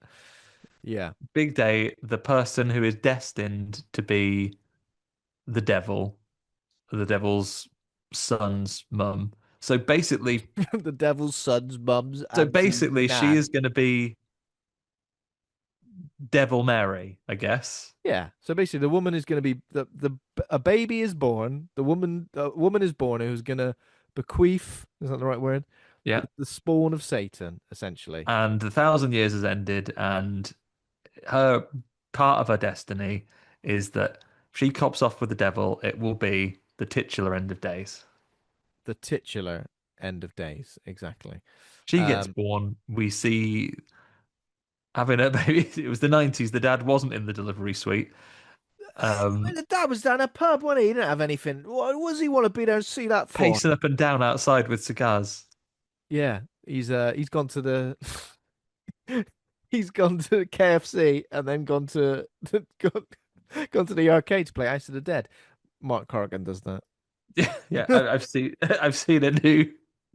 There's a new trend apparently. Lots of dads to be bringing their PlayStation in Yeah, for I think I've the seen birth of their that. children. I'm like, divorce rates in the next few years are going to be astronomical, guys. Wind your necks in. That's embarrassing. I feel like that's like I love a PlayStation, but that's embarrassing. I would feel embarrassed taking a console anywhere, I feel like, because it really I makes you feel seem like like I you're don't have unhinged. children. I don't have plans to. I feel like if I was going into labor, though, I ain't taking anything for me. I'm not even No. taking a book. You're raw dog in that situation. If your partner is squeezing a baby out of their crotch, you're going to lock in and you're going to do nothing else to I entertain want to play yourself. FIFA Ultimate Team. I got some bloody come on. Can I get a good Wi-Fi connection here? Because I want to play online. Stop it, men. Please. You're making the rest of us look bad. Yeah, Please. that's I'm pretty bloody. begging you. That's pretty bloody awful. Anyway, baby gets born. They immediately take it away. Miriam Margolyes is there. She takes the baby away. Takes Hospital rules. hospital rules. We've got to take the baby away. Um, and then she immediately takes it to all of her Satan worshipping friends, and they get the baby to drink a bit of snake's blood. They murder a snake and chuck it all over her. But Miriam Margolyes does actually follow through and clean the baby after she does come back all clean, not covered in baby Oh yeah, gunge. that wouldn't be nice. And then we're supposed to believe that Miriam Margolyes then raises the baby as her own. Yeah, we get a little fast forward saying that both of her parents died, and I think Oh did the yeah. mom, we assume, probably gets killed by Satanists, and then Miriam Margolyes becomes the stepmom, and then the dad has since died as well. So Miriam Okay. Margolyes was ready to swoop in. Oh, I'll be your bloody. New I'll be wife, now your. you're dead, deed. Yeah. Bloody hell. Um, but And we also could we've got the other guy, who the other Satanist dude, who is played by who is it? Sorry, it's someone who passed away fairly. Udo Kier, who did Udo pass away Kier, yeah, recently as well. He obviously has got no disrespect to him, a very Satan worshipper face, very evil yeah. face. I think he does always play. He always plays some sort of Satan worshipper or Nazi I or feel he does. whatever I bad feel guy. like he does Doctor that turns out to be a baddie quite a bit in Yeah, his film career. yeah, yeah, definitely, Um, absolutely. But yeah, he's there. He's not like stepdad, is he? He's just who is he? no, he's her doctor. He's gone That's out of right. obs and gynae into psychiatry, and he's a therapist Yeah, later. that's right. Thought so. Anyway, so we're introduced to Jericho Kane. He runs. He's a former NYPD police detective. He runs an elite security agency that hires just one person. I think it's just Yeah. him and his mate in it. Well, Uh, they've got a big office full of lads, but yeah, oh yeah, of course. Sorry, yeah. and they're here to Sorry, protect. Jericho. They've been hired to protect someone, but before we see who they're protecting, we get a little scene of Gabriel Byrne. He's just nipping to dinner with one of his clients, isn't he? Nip into dinner with one of his clients, and we There has see, been a big fiery explosion up the road, though. Some yeah, poor New York street workers go, "What's going on here, man?" And then, like, there's a big explosion, and yeah, like lots of New York explodes, and a spectral devil comes out of the a spectral, like sewer. invisible demon, like a predator. come knocking about, and he's like, right, I need a vessel for me to go about doing the end of days. And And it he's like, explains later that he'd also been chosen, right? yeah, yeah, because he'd been chosen because Robin Tunney's character had been like dreaming of Gabriel Byrne as well. So it wasn't like he just picked someone at random. So that name had been chosen. There's an age difference between them. So his was what the Pope was doing when he was born. I don't know, but Yeah, um, but yeah, it follows him into the toilet. He's meeting one of his clients and his client's wife, importantly. client's wife, importantly, yeah, Um, follows him into the toilet, and the tap stops working, which is always a scary moment, isn't it? When the tap yeah. stops working, especially if you've still got soap on your Oh, hands. I've just been in the toilet and I've got soapy hands. What am I gonna do? Yeah, exactly. Um, But then the devil goes in and he thrashes around in a cubicle. But then I guess as far as that character's human life is concerned, he's dead now. He's gone mm. because he's the devil forever. Yeah, is that how it works? You just that's it. You're done. Either that or that poor fella's a passenger in his own body, screaming for the entirety of this movie. Ah, help me! Please don't grab the breast of of your client's wife, please. Yeah. Oh, but he's got that stern energy because he comes out, grabs the breast of his client's wife, plants a massive smooch on her lips, and this client goes, "Beg your pardon." And he does this, Ben, right? Like I'll be doing something that I shouldn't be doing. I'll be having a drink of my squash. You, Ben, I'd like you to react like you don't want me to do this. I beg your pardon, Andy Conduit Turner. Oh He does a God! big glare at him, and he goes, Why is the wife into it? Is it "Fair just enough are we then." supposed to believe it's like the influence of Satan that the wife's just I'm guessing that the devil is magic, and everyone would love copying off with him. yeah, interesting. I bet he doesn't. He's got nothing to do down in hell but practice kissing all day. He's Yeah. there with his hand. The thing is, he is pretty evil, but there's a couple of things he says to people that kind of do freak me out a little bit. Do you remember what he says to the police officer before he goes into the? We'll get to that, but that freaked me out a bit. Oh yeah, for some reason he can just magic some people into obeying him. Some people have signed up because they love Satan, and some people he's blackmailing. He's blackmailer because that person signs up to be part of his crew after that. Like, and I'm like, I don't know if you'd want to rub shoulders with that person, but I guess Satan is not picky at all or choosy. Yeah, but yeah, so he cops off with that woman. Um, her husband is stunned into silence by doing a big stare at him, Mm. and then he walks out, dusts off his coat, and then the entire restaurant explodes Yeah, but like kind of explodes before he's out of the blast radius, so he kind of gets like obliterated, but he's fine because he's Satan. because he's Which fireproof. Yeah. fireproof Satan. Yeah, so there we go. We're introduced to Satan, but it just happens to be that this is the person that Jericho Kane has been paid Do you to. think the devil phoned ahead and booked this protection, or do you think the Satanists organized it for him? Who knows? It could be either, couldn't it? It could be either because he's just an investment banker, isn't he, Gabriel Byrne? There's loads of people who are Satanists, but they've got no one who works in private security on their payroll already, just a Satanist. No. They You reckon have this? had to out. They have had to go to a third party to hire protection. Do you reckon this lad called Jericho Kane is decent? Do you reckon he's decent? Do you reckon he's good at That name's a what? bit Bible-y. Do you want to? No, don't even think about it. No, no, no. It's fine. It's fine. Do you Maybe remember just the name of the company? WWE. It's got a really generic security name, like Overwatch or something like that. Just WWE. He gets people into the walls of Jericho and then choke slams them if he needs to as well. Yeah. Jericho Kane. That's gotta be Kane. So yeah, what happens? So we're introduced to obviously the Suicidal Jericho Kane is cheered up by Bobby coming round, giving him yeah, the missing ingredient for his disgusting smoothie, and says, "We're watching an investment banker." And we know that despite being like, literally at his wits' end misery, his house is a tip as well. He hasn't tidied it up. There's his pizza house on the is a big floor. his house is a tip. Yeah, Um, you couldn't relax in that place. no, you couldn't do the dishes, Jericho. Um, Do the dishes or just throw them out. Do you know what I mean? Get on new yeah, set. start over. Yeah. Um, but he is very good at his job. Yeah. And when he notices that they have not cleared the fire escapes, he manages to take a bullet He takes a couple aimed of for Satan. bullets. Yeah. Takes a couple of bullets in the old abdomen, but luckily he's got a bulletproof vest on. Um, he takes that as a moment to have a lie down because Yeah. he didn't strike me as the kind of man who sleeps very often either. And then we get like a sort of big, ridiculous, over the top chase sequence via helicopter. Then Jericho is like clipped onto a rope, like running Like after him, flying after him, flying after him. like Judge Doom in Roger Rabbit when he's flying. He's like, Yeah. oh, oh, Then he ends after up him on the like rooftop. like at ground level, like chasing him, and then they go underground under the subway, and that is insane.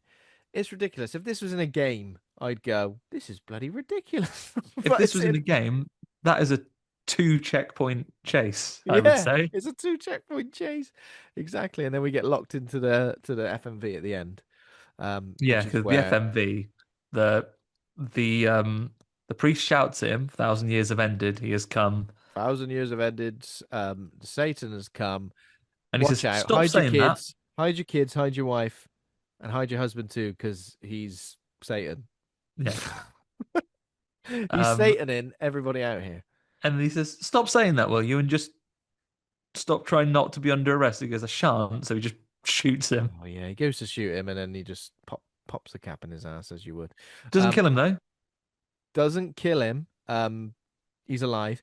But then obviously he says to his not to his superior, sorry, but he says to the police, he said this to me, and they go, oh, fat chance because he's got no tongue. Oh. Do you remember the name of the priest, Ben? And can you say it in Arnie's voice? Can I remember the name of the priest? The assassin priest. Oh no. His name is Thomas Aquinas. Thomas Aquinas. Is that his name? Yeah, Thomas Aquinas. Why's no one got an even slightly normal name in Yeah, this Thomas bloody Aquinas. Well, film? to be fair, he is a priest from the Vatican, so maybe that's John Yeah. Smith in Vatican City. That's just Johnny Smith, isn't it? That's just Johnny Smith. Um, Um so then they'd start to do a bit of investigating. They go to investigate Aquinas's apartment where find it immediately, and it is rife with clues and a cat in the fridge. this is oh yeah, cat in the fridge. How did that happen? That's insane. This is like this place is hanging, you know. Yeah, If we this thought place makes the house from Seven look like the Buddy Ritz Carlton. this house makes Jericho Kane's crib look like a show home. It is Yeah, absolutely hanging, this place. And also he's got a photo of a young woman named Christine York, what, just in a jar? Just in a jar? I'll just keep his photo in a yeah, jar. frozen in his fridge in a It's little ice frozen in the box. fridge, yeah. And her name's Christine York. Well, they don't know this at this No, point, no, no, they obviously. just know there's a picture, They just know there's a picture, so they do a bit of digging. and his Start to do a tongue is bit in of the digging. jar. Say again. His tongue is in the jar, and the Oh yeah, his bloody tongue. Oh my god, yeah. secateurs that he chopped him off with are still there. Just leave them out, innit? Well, my tongue's off. I'm just gonna leave everything there. There we go. I suppose you would. Now I'm off to go and snipe someone to death. Really? He's the hero of the piece, Thomas Aquinas, isn't he? He could have been, yeah. Yeah. It could have You been. know, what you could have done, Thomas Aquinas. You could have shot the bloke who was going to be the devil the day before Satan came. Yeah, exactly. Exactly. That would have been a good idea. But no, there would be no movie, which is kind of all right. Which, you know, we need to We happen in the we first need place. exactly. I also love the interactions you get here with CCH Pounder, Marge. Yeah, yeah. Uh, CCH Pounder is great in this. yeah, Just this is the kind of role that she really excels in. And is really believable in as well. So we're introduced to Christine as well. She isn't she like on the subway? Oh yeah, we get that in the guy. subway, and a homeless man made of glass comes over. Yeah, I mean, so we see this guy like earlier in the film. He's kind of like albino. Um, Yeah, he's an albino man. is that politically correct? You can say things are albino. You can say Yeah. that. Okay, I wasn't sure then. As soon as the word left my left my lips, I mean, don't say it to be very fair, often. he didn't say it properly either, Ben, but like, you know, in the credits he is credited as albino. So Okay, this guy he goes up to Christine and just does that thing where he just hovers over her, which happens when you're on the subway, and obviously it will happen to women a lot more often than it happens to me. But he's hovering over her and he says something, and then he turns to glass, but no one else sees it because what she says, she goes, "Yeah, have a quid," and he still does. Just that I give you a quid. Will you piss off? have a And he quid. goes, "He's gonna fuck you, Christine." Oh, She's yeah, like, "I beg your pardon." I beg your pardon. I And dare you then say that to me? and then That's when disgusting. she tries to snatch away from him, he just shatters like Waterford crystal. Yeah. I know, it's terrible, isn't it? Yeah. Um, But it's all a vision. it's all a bloody vision after all. But the And average New York commuter, that's nothing new to them. She's just like, sorry. And they're like, yeah, don't worry. Third don't time worry. this happened today. Third time, third time that someone's turned to glass today. Um, she's living in like a big old, what, like townhouse sort of thing with Miriam She's Margolyes as a living stepmom. La Vida Loca with Miriam Margolyes and a Yeah, butler. she's living it. She's living the big time with a butler. She was raised by, obviously she doesn't know, but she was raised by the disciples of Satan, including her carer Mabel, Miriam Margolyes, unaware that they're grooming her for their master all these years.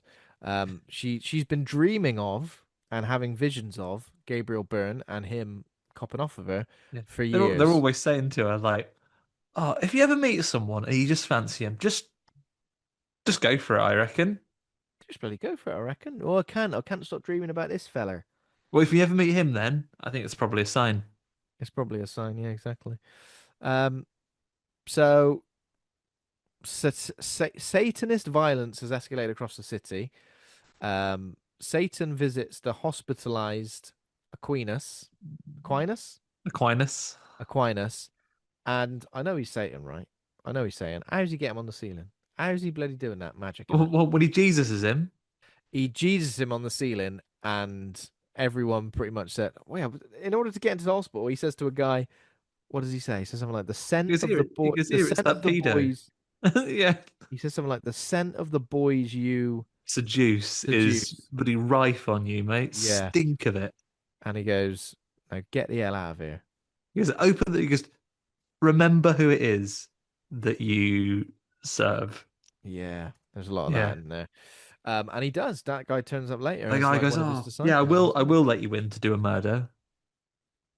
I will let you into the murder. And he does. And he goes, how does he kill him? He Blow some, Jesus him to the blow some, ceiling. blow some smoke into his little greenhouse. Yeah, because he's in an oxygen tent getting better, and he goes, "Have somebody tab smoke," Have some bloody tab smoke, you bastard. And then, and then yeah, he Jesus him to the ceiling, and they turn up, and he is on the ceiling, on the and everyone's ceiling got with him down, and they go, scalpels in the hands. and someone's doing a Poirot, going like a Poirot and Inspector Japp, going, "Open and shut bloody case, Poirot. He did it himself," He and did it it's like, himself. And Arnie says, how did he get the, how did he "How get did he the, get the last scalpel in?" and it's true because I was thinking that. I was trying to think of the logistics of that. I mean, and And I that came is out with assuming nothing. that he got the ones into his feet first. Yeah. Yeah. So yeah, he pinned himself to the ceiling with Scott, but then he's not dead. That he's also got a litany of clues written all over him. He's got loads of words. Oh, yeah. Christ in Christ in hell. Bloody hell, Jesus. Oh, um, no. Oh, no, Jesus. Stuff a like that. thousand years of end. He's got all those things written on him. But then he does pop up to say one more thing. But the same man, This was the most obvious jump scare. I mean, this is essentially cut and paste the jump scare from Seven, isn't it? yeah, cut and paste the jump scare from Seven. Yeah. But also, it's come after there was a cat in the fridge. Oh, yeah, the cat in the fridge. Um, I like how the cat in the fridge moment happens and Arnie goes, what was that? And Like, Bobby is like Bobby is absolutely terrified, as you would be. hanging. Um, so yeah, what happens next? So the same guy that's on the Devil's payroll shoots Aquinas dead when he shoots up. Oh But yeah, because initially I thought it was Arnie who did it, and I was like, no, it's the same guy who is making sure there are no bloody loose ends. yeah, the old loose ends man. Um, but um, the they have a clue in the fact that they go to the church Oh and wait, did they, see. they got a clue, which was like a little pack of matches as well, didn't they? Before they went to Aquinas's Yeah. gaff. So How often does that happen in like any sort of detective thing? Like, well, that's how they find it. And again, good solid work from Jericho Kane. He correctly assumes that if he was a drunk, people in the bar would know where he lived because they had to carry him home all the time. yeah, that's That's true. how they find the house. They also, once they find out he's a priest, they go to, by coincidence, the right church. Yeah. Um, and the guy is like, "Excuse me a minute," and he goes, listen, mate, you don't believe in God, so you won't just leave it, will you? Leave it out." Hmm. And then he goes downstairs, and I tell you what, Ben, really great example. There's some bloody clerical work going on. Old bloody office full of them doing Yeah, their work with the exactly. little desk lamps and a woman having stigmata shouting. Yeah. And he goes, "Get So, out." so how does Jericho? So Jericho managed to find Christine, Well, and he uses a clue when he oh, it's sees the name. ridiculous. He goes, "What if instead of it being Christ in something, what if it was Chris or Christine in New York? And her name was also Christine York, and she's here in New York." I'd go. I like the cut of your jib, but you're making enormous leaps, enormous leaps, and they're almost Stranger Things sized leaps This that is everyone Freddy just gets on versus board with. Jason. Freddy died by fire, Jason by water. How do we use that? Yeah, it is exactly that. That is exactly what it is. But because they are in the security services, you can just look up someone's name on the DVLA, and he goes, "As luck would have it, there is one Christine York here in New York City." Yeah, this. I mean, it's ridiculous, isn't it? Christine, Christine York in New York, and she currently is on the treadmill. On the treadmill while doing Italian, multitasking. Yeah. Oh yeah, she's doing Italian as well. Um, this bit reminded me of Taken for some reason, like some lads turning up and trying to. I thought, hide under Yeah. the bed, get yourself under the bed for God's sake. Well, she But goes into the bathroom and the butler's been murdered. oh yeah, the butler's been murdered. He's Do you reckon floating they in. read him his last rites so he could be Uh, rested in the kingdom of heaven? no, because it Just takes slit forever. his throat. Apparently, reading in the last rites takes forever. Um, so yeah, so they're trying to kill her, and to be fair, she fights back pretty well. And One of manages them to gets delay it. healed when she's hiding on top of the she's Michael Myers hiding, isn't she, on the top of the Oh yeah, on cupboard? top of the And cupboard. she Yeah. she pokes one in the eye with the heel of a shoe. Yeah. Brutal. Absolutely brutal. Um, but yeah, they're trying to obviously kill her, read her the last rites, but they can't get to it because it takes bloody ages. And luckily, Arnie and Bobby Chicago turn up at that exact moment. And beat up all of the knights of the Vatican, we learn they are later. Yeah. Arnie throws one down the stairs. Yeah. So someone jumped through the window? Oh no, Yeah, she throws someone out the window, didn't she? one of To them try and dives out the window. She throws one out, and yeah. Bobby Chicago just does like a, when you're playing a video game and the NPCs will never actually kill the baddies. They'll just Yeah, yeah, like yeah. he stands up and does three shots, and then ducks, and the guy comes out and does three shots around the Yeah. corner, and then he ducks, Laying down and some then covering Arnie has to fire. actually take them all out. Yeah, laying down some lovely covering fire. What a man. Um yeah. They save the day. They're able to rescue her, and this is our characters united. They've saved Christine. Hmm. When when does it happen Mabel? Well, this is where it all begins to escalate. So while this has Yeah. been happening, Gabriel Byrne, aka the Devil, has turned up at the doctor's house, and he's like, "Oh, you've arrived, Satan! Come on in. Come on in, We've Satan. been expecting you." And he goes, "Is this your is this your wife?" And he goes, "Yeah." He goes, "Do you mind if I go and have sex with your wife and daughter Yeah. in a way that will merge them into one being? Well, if you must, Can I if have Limp Biscuit on while I do it?" yeah, What? whatever you like. Put my sex mix on. It's got Limp Biscuit on it. It's got Mamba Number Five, The and song that almost got Stephen King divorced. oh my god, yeah, you listened to it 900 times in a row. Yeah, there we go. Yeah, so how does I mean, thankfully, he does die, luckily for him. Because can you imagine next time there's a family event or a work event, how's he going to explain what's happened? Yeah, I know. Neither your daughter or wife that we know is around. Have they been in the film together? And he's like, no, that film won't be released for another 26 years. So I don't even know what you're talking about. I have no idea what you're talking about. But Satan effectively, his his semen must be the magic water from Yeah. together because it merges them. Oh, magic semen water. I see. Yeah, Uh, so they are merged into one, but it sort of culminates in Christine having a nightmare, which is when she wakes up when the Vatican Knights are about to come and yeah. get her. That's right. Um, so after Christine has been saved from the Vatican Knights, Jericho doesn't believe it's all over. So he is outside in the van with Bobby, and they're just keeping an eye on the house. Um, Stake the out. doctor phones up Miriam Margolyes and says, "Bring her over then. Let's let's get this over with. Let's get this trainer moving. Let's get this. Let's get the Let's bed a rocking. let's. I know we have to consummate our relationship in very specifically the hour between Mm. 11 and midnight on New Year's Eve to trigger the end of days. But there's no reason, even though I'm Satan, that we can't hang out for a bit and get to know each other first. Bring her over." What's the And she bloody goes, "Oh." point? What's the bloody point? You've only got one thing on your mind, Satan. You're He goes, just like all men. Miriam Margolyes says, "Oh, I can't possibly bring her over um, because Jericho Kane is outside, and so are the police. They'll follow us, and the they'll find our Satan base." They'll find our bloody Satan base, and that's the last thing we want. She tells it to the doctor. He goes and breaks this news to Satan, and in a classic bit of shooting the messenger, he punches his head off. In a classic bit of shooting the messenger. Listen, don't shoot the messenger, but it doesn't say anything about punching the messenger's Putting head your off. fist through his head. Put your fist through his bloody head.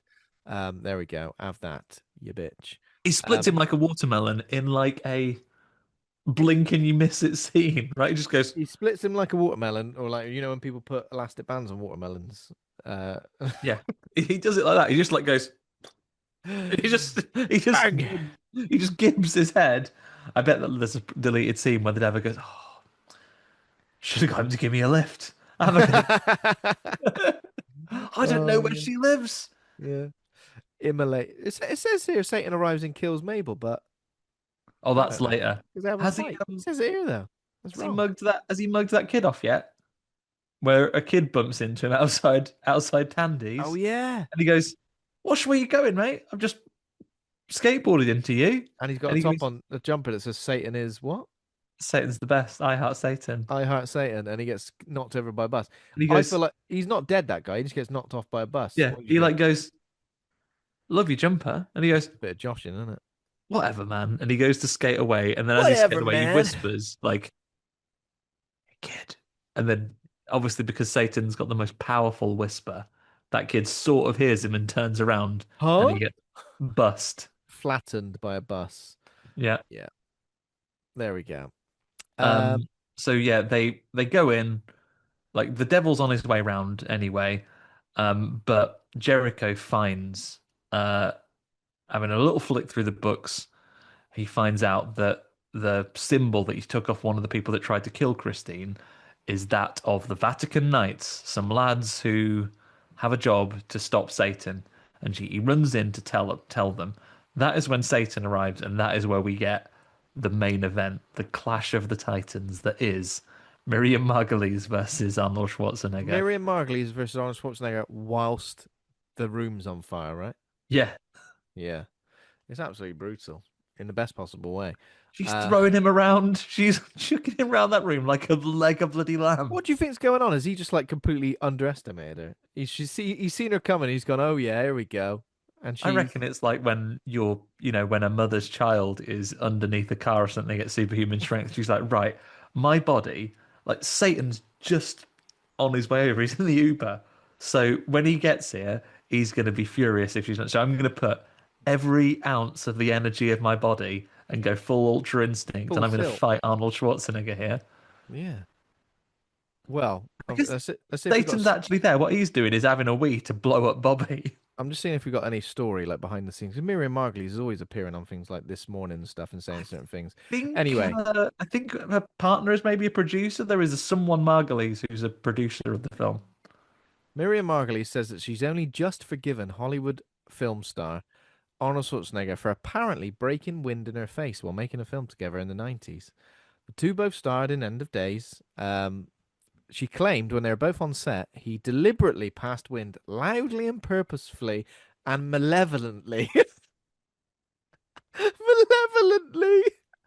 Well, like the first two I can kind of get, but malevolently.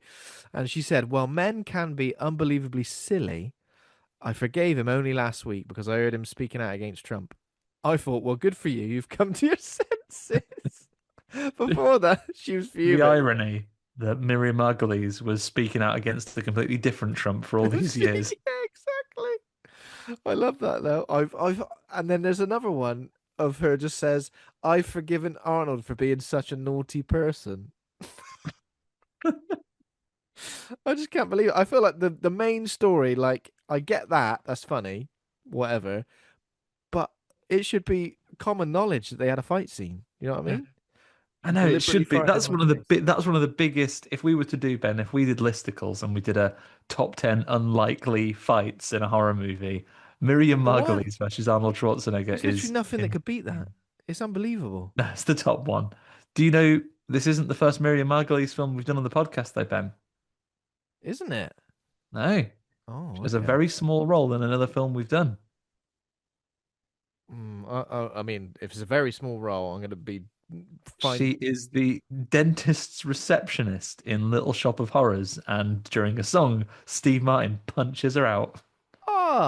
So both instances we've had, she's been punched out by Steve Martin and body slammed through a coffee table by Arnold Schwarzenegger, and then Because that's how he guffed in her face malevolently. Well, what have you got to do it so malevolently? You evil man. Maybe he was in the throes of Satan at Well, that to be moment. honest, you obviously have to put a lot of effort in to genuinely. I have seen less equal fights between the titans of Oh action. yeah, that's a I good. think he has more bother with Miriam Margolyes than he does with Bennett in Commando. Oh my God. Um, yeah. So they have a dust up. Unfortunately, Miriam Margolyes is left to die. Well, she's smashed through. I felt like in a clip, it looks like he smashes her head off, but her head is back on. All I can tell you is her head is firmly on her shoulders Oh, when it's the dead, devil isn't it? comes in and he goes, "You had one job to do, Oh yeah, and then he an kills her. inexplicable super strength, and you didn't do it. Snaps So her neck. now I'll kill you." He snaps someone's neck, doesn't he? Yeah, I think he. Jericho and Christine take shelter in the church of Father Kovac, who's an acquaintance of Oh, the. before we do that, Ben, before they get to see Father Kovac, we get one of my other favorite lines of the film, which is when he gets out into the hall, he gets out into the alleyway, they're escaping. By the way, their van has exploded. Bobby's been blown up by the devil's piss. Yeah, what happens here? Because this is a weird scene because it looks like he walks out of the van and he's all right, but Well, then he's the devil's doing a big wee that's going into the gutter, and this is what starts the fire during the fight. oh yeah, big hot piss, He big. does a big hot piss, then he drops one of his tabs, and it you see Bobby sort of going, What's having going a on here sniff, then? going, that piss, and he looks like he's about to get out, but then the van explodes, and his fate is left slightly ambiguous. Slightly ambiguous fate. Poor bloody Um, Bobby. Arnie and Christine, so Jericho and Christine, run into an alleyway, and thank goodness, Ben, thank bloody goodness, the police are here. Um, and Jericho says, "Ah, Marge, come on, we need your help." And then she fires at him and he goes, "Easy with the hardware." And they hide. And then he goes, "Jesus, Marge, what the fuck?" And he shouts out of the thing. And He's then a she goes, "Oh, pretty I've good just let," Arnie, you he know. goes, "let the girl out." And he goes, "Well, wait there, Christine." She goes, "What's Oh going on?" yeah. Oh, I And he remember goes, now. she goes, "Come on then, let's go out." And then Arnie comes out with his hands up. He's thrown his gun out, but as we knew earlier, he always hides another gun up his sleeve. He always hides He, another gun stuck to the back of his head with sellotape. he diehards It him. does look like that. Yeah. So CCH Pounder, Marge, says to the other policeman that's with her, "Oh, we just need the girl, you can kill him." She shows her bloody hand too soon, and he basically dual wields and shoots them both to bits. Shoots them both to bits. Have that. But we see the devil come along. Gabriel Byrne leans over, talks to the policeman, and goes, "You, I fucking have got no use for. Mm, You're rubbish. You're just what this world doesn't bloody need, mate. You stay dead. You, however, Marge, can be useful. yeah. Get your Wake up. people and catch them." And then we see her resurrect like Kane. Yeah. Resurrect like the Undertaker or Kane. Kane used to do it as well. He used to do the little sit up. Um, So he resurrects, and that's when Aunt Jericho takes Christine to the church that we were at earlier on and goes, "You have a will," and then they convince him and Christine that she is the safest with them. Despite the fact that there are people there who tried to kill her earlier. Kovac explained, this is Father Kovac explains that every 1,000 years Satan rises to earth to impregnate a chosen woman, an event that will grant Satan dominion over the earth. Satan must conceive the child before midnight on December 31st. A lot of pressure in there. A lot of Here's pressure the on that. rule, right? Between 11 and 12, right? Let's assume that because he's magic, Satan's sperm has got 100% hit rate. Okay. Is okay, I got you. I It got is you. like the master ball of sperm. It Yeah. has it has got a full on. It's got a perfect catch rate. It is like firing a super homing missile. He is Mm, ready. guaranteed. I got you. So that's fine. And let's also assume that part of the prophecy with Christine's birth means that she will be optimally fertile at at 11 p.m. New Year's Eve. Yeah. But Yeah, yeah, guaranteed. that's what he needs to do. I want you to remember this rule because it feels like even though both of the human bodies have been chosen, I feel like as he gets towards the end game, the devil is increasingly lax with these rules. I feel like by the time we get to the end of the film, it's okay if he possesses someone else, and a kiss is probably sufficient. Yeah. Yeah, exactly. Um, I feel yeah. like you can't really trust these bloody church fellers.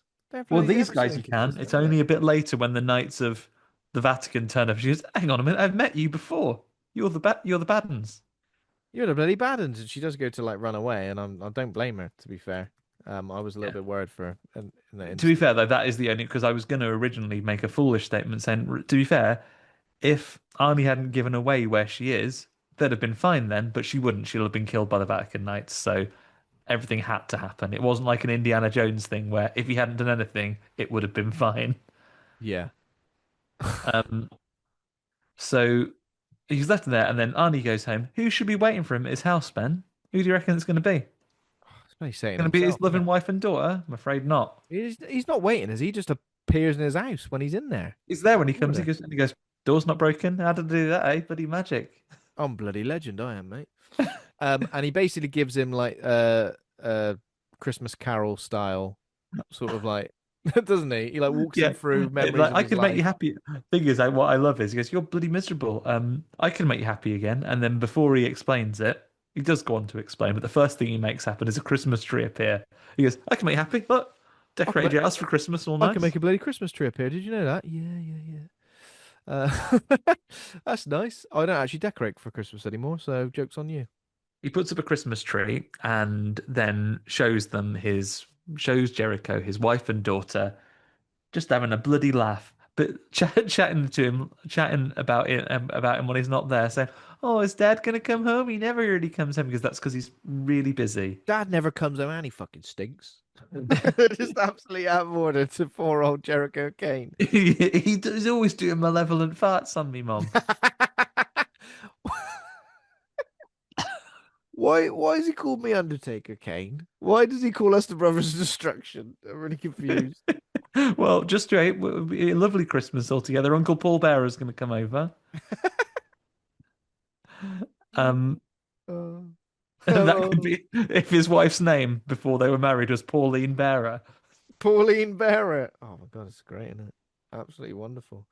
Um, So so Arnie unfortunately, has to watch his family get max pained.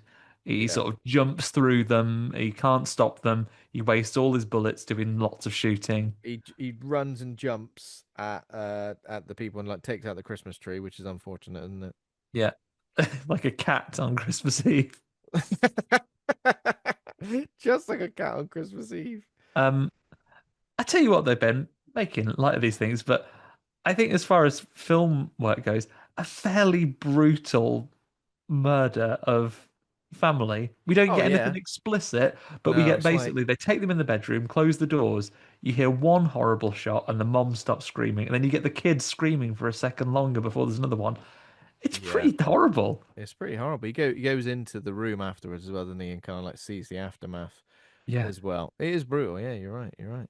And that's where the devil goes, I could turn this for real again. And that he only shows in the murder after he goes, this could be you. And he goes, that isn't real though. And he goes, oh, it doesn't matter.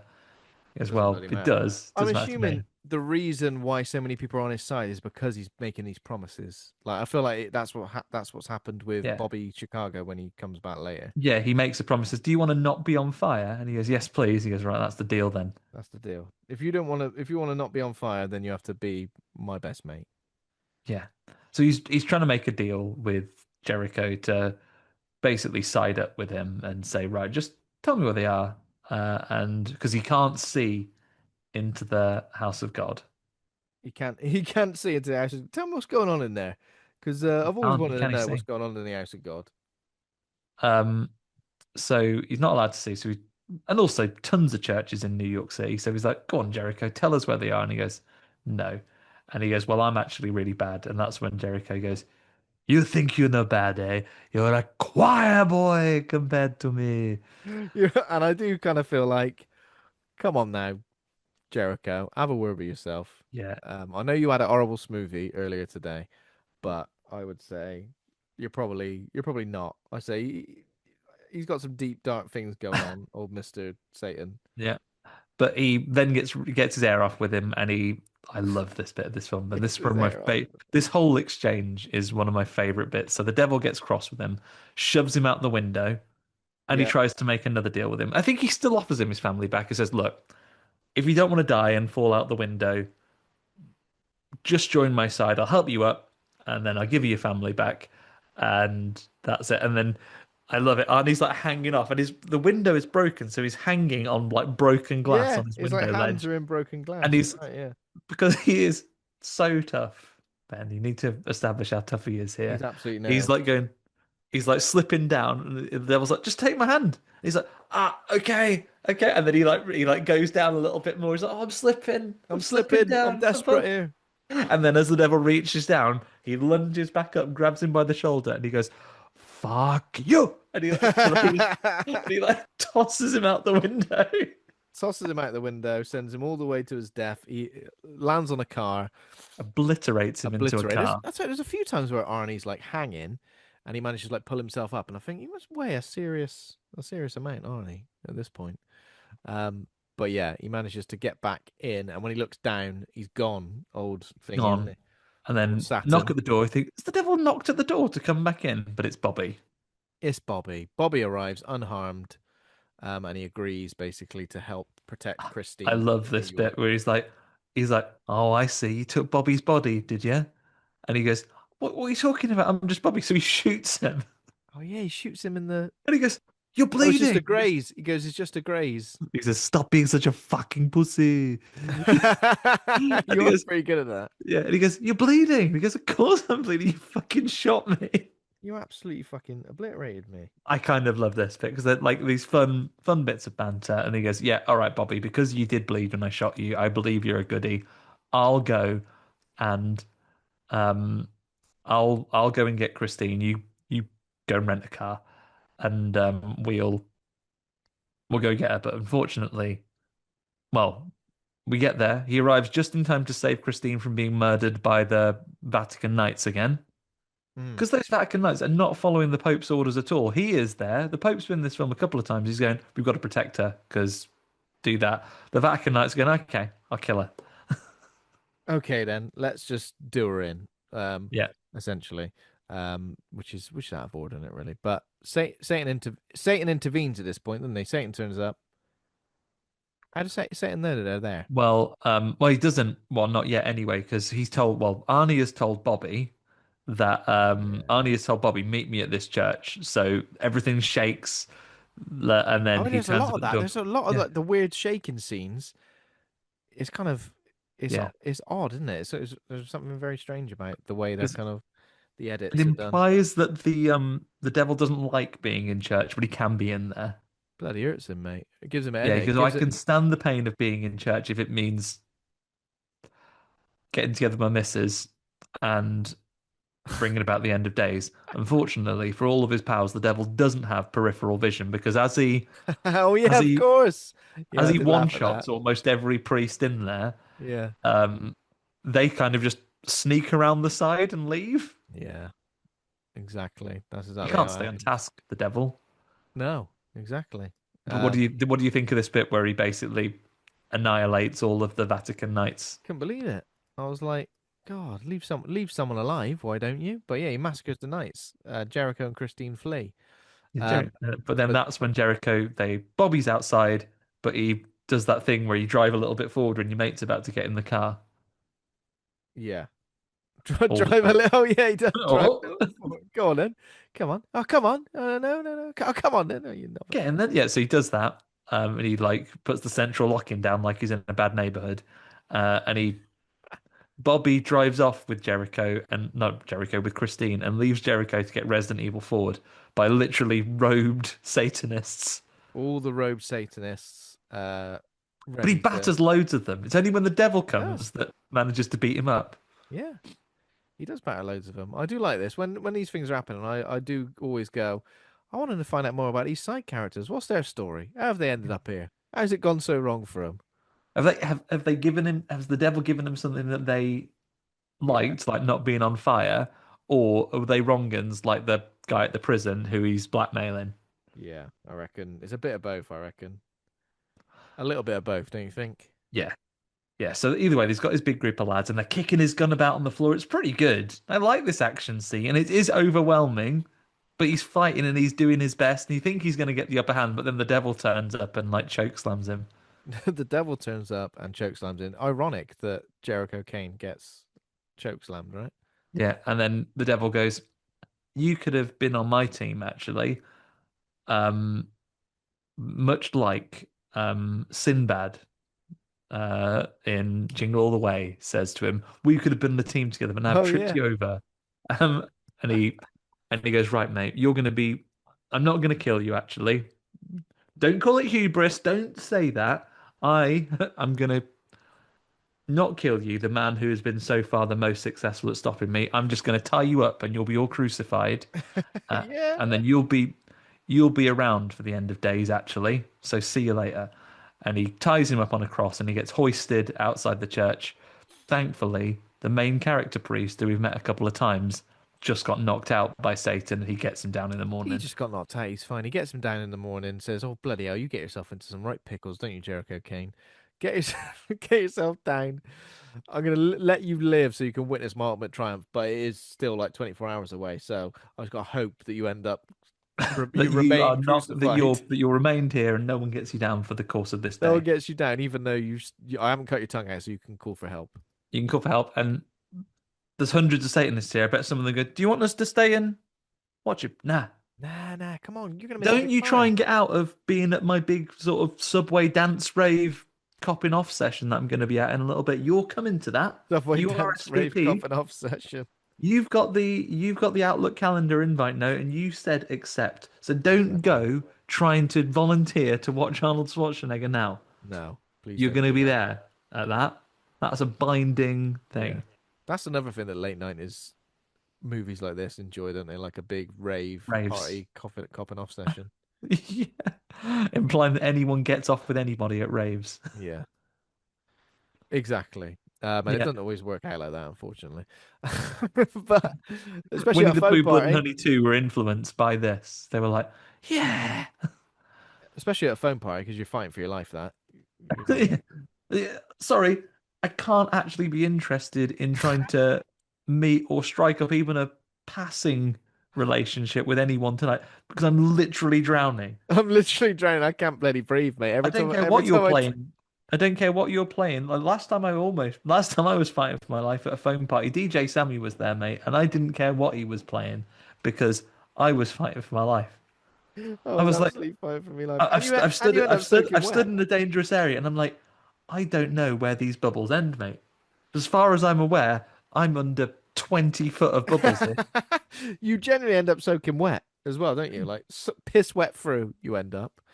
feel Um, like as in Johnny's got his gun. I was like, I can't see anything. I can't hear anything. I'm like, basically, I'm completely sensorily deprived. All I can see is white with colors floating through yeah, it. I was in the shadow realm, mate. not And I good. was there and I was like, everything tastes of fairy liquid. It's ho It's not a good experience. yeah. So that's and if it's somewhere else that actually has a clubbing scene as well, it starts at like 5 in the morning. And Oh no, I was like, no, no, no. at the time, I was like, objectively, I'm a young man right now. I was 18 years old, and this is a bit late for me. This is very late. Yeah. Oh, what? You got to start at that. I used to be like that when people go, well, "We're going out tonight. What time are we leaving?" Well, we'll leave. We'll do pre-drinks, and we'll leave the house at 11. I go, "Oh, fucking hell, Jesus Christ." Used to work till 10, rough. Um, so unfortunately, the devil, don't say this to him, Ben, but he has had a little bit of hubris. Yeah. And Yeah, Arnie, yeah, yeah. He definitely has. much like saying that these things, Arnie does get back up in the clerical office where everyone's doing their work. Mm. Um, and the lady's still banging on with the stigmata and doing the prophecies. Yeah. And he wakes up and goes, "Oh, what time is it?" He goes, "I've slept most of the day. It's 7 p.m. You're like someone who's been day drinking and has crashed out about 3, but then gets second wind about Second 7. He goes, wind. I can still go out. Still go out. Turns out like Gandalf the White. I Oh, come to you now at the turning of the tide. He goes, right, I've got a couple of hours. He spends a couple of his hours going to the office and just completely unchallenged walks into like the gun room and gets a load of machine guns and some grenades. yeah. What are you doing there then? Well, just basically, I'm filling up my inventory because you never know. Yeah, I'm going into my Resident Evil storage box and all those Magnum bullets I've saved all this time. I'm taking them. I'm bloody taking them. They belong to me now, mate. Um, I love and then his boss goes, "The police are looking for you," and he's like, "Yeah, whatever." And the guy goes, "Well, my loyalties lie with you, Jericho Kane." Yeah, exactly. Um, there's a little time check we get here. It's 10:59. Yeah, so there starts to be like a bit of a countdown towards New Year's now, doesn't there? Yeah. And bearing in mind, the devil has to 10:59. conceive his baby between 11 and midnight. You think if you're the devil, again, if you weren't so much hubris in your heart, you'd have gone, right, let's get onto it at 11 p.m. Let me be Yeah, lubed up let's and ready crack to on. go. Oh, Jesus. But no, he's still at the rave up. He's at a rave up, and that's part of it, mate. That's the foreplay. All right, that's getting him Yeah. in the mood. Yeah. The devil obviously is only in the mood for a quickie. He goes, right, I'll probably kick off proceedings 11:58. 11:58 at the I'm like latest. bullseye, mate. At I a never push. miss. Yeah. Um. So yeah, that it kicks off. Arnie gets past some sniff-based security. He Yeah. follows in some latecomers to the Devil's Rave Up. He just walks in behind them, and a man with his eyes sewn shut, a little bit like the Don't Breathe man, gives him a sniff and goes, "You've got a lot of hatred in your heart, in Oh, your you can pot. smell that, can you? That's Links Africa. That is. How could you tell? Get in." Sends him in. Marge, all the lads are there. Marge is there. Bobby's waiting in the wings. You don't see him just yet. No. All the Satan gang are there, just standing in very neat rows, looking at Christine, who's been changed into a dress, and the devil going, "I know you bloody want it, mate. All right, Robin Thicke." Oh, Jesus. Oh, that's somehow that's worse, isn't it? Blurred lines It's of worse Robin to be Thicke. Robin Thicke than Satan. I'd say so, yeah. I mean, there's definitely some shared. Uh, I'm just glad. You know when things happen and someone comes out being a absolute wrong, and you go, "I'm so glad that I didn't even for a Not for a second, second. Never for a liked that. second go. I think he's all right." I mean, there obviously have been a few, but still, Yeah. You were never into bloodlines, much unlike the devil. hell no. Um, I mean, to be fair, what I will say to the devil, he is talking to her about like saying, "Listen, you want this as much as I did because it's your destiny." The devil in this one, as played by Gabriel Byrne, has more of the consent about him than Nosferatu ever does. Yeah, yeah, that's true. That is Yeah. true. Um, At least he's trying to. He's having these discussions about it. mm. Um. So what happens next? Jericho turns up and saves the day. Yeah. Basically, Marge spots him and he goes, "Fucking Jericho Kane, I'm going to get him quietly. I don't want to draw Yeah. attention to it, but he blows her away, Oh yeah, because he shoots. just stood there, isn't he? He just stood there like pretending to be one of the Yeah. lads. Who's that guy? Who's massive compared to the rest of us? Is he a Austrian bodybuilder? Could be. Could be. He gets Marge. Everyone else has a big panic. He machine guns a load of dudes, Yeah. um, grabs Christine, and he's like, listen, listen. Listen here. If you try and get me, I'll shoot her, and your prophecy's done for. And the devil's like, he won't do it. And he goes, yeah, but he will. And And he goes, right. he even whispers to her, "No, bloody won't." And you're like, "Come on now, you Well, can't what think did for you a whisper to second. her? None of your business, None of Satan. your That's business." what I I said, said. "I'm going to kill you in a minute if you don't get on with it." Yeah, Yeah. didn't But work. thankfully, in all of his hubris, Satan has had a little plan by which he gets Bobby to come out from the side. Coming out from the side, and then Bobby comes out from a side hatch. Robbie comes out from the side hatch and points a gun at Jericho, and Jericho's like, Oh, Bobby I'm the should main charge up. character. You were definitely not going to shoot me. Yeah, don't shoot me I'd get from you the side. first. Think of everything we've been through. Think about when you watched me make that lovely smoothie. Think about when you laid down covering fire for me, and I shot some people up. Yeah. And that was Remember just those the last great couple of times. days. Yeah. What's in the last And couple of days? Bobby points out, you'll be amazed what you'll agree to when you're on fire. I mean, I can't disagree with him there. Yeah. Do you Would know what you I mean? if you'd been on fire, Ben, if we had been at Fright Fest and I'd nipped in to warn Oh Emma no. Cownley that the devil was after her and you'd been blown up in a van, and he said, Ben, you have to betray Why do I have to be blown up? because I'm asking you the question. I can't ask I know what you. you're gonna say, and yes, I betray both of you in a heartbeat. Yeah, you betray, but and you would and would you what if you were in this moment, Ben? If you were there pointing a gun at me and I'd say, you'll never get the shot off, Ben, and the devil's like saying your name like Barbie. I'd bend the bullet like in Wanted. Yeah.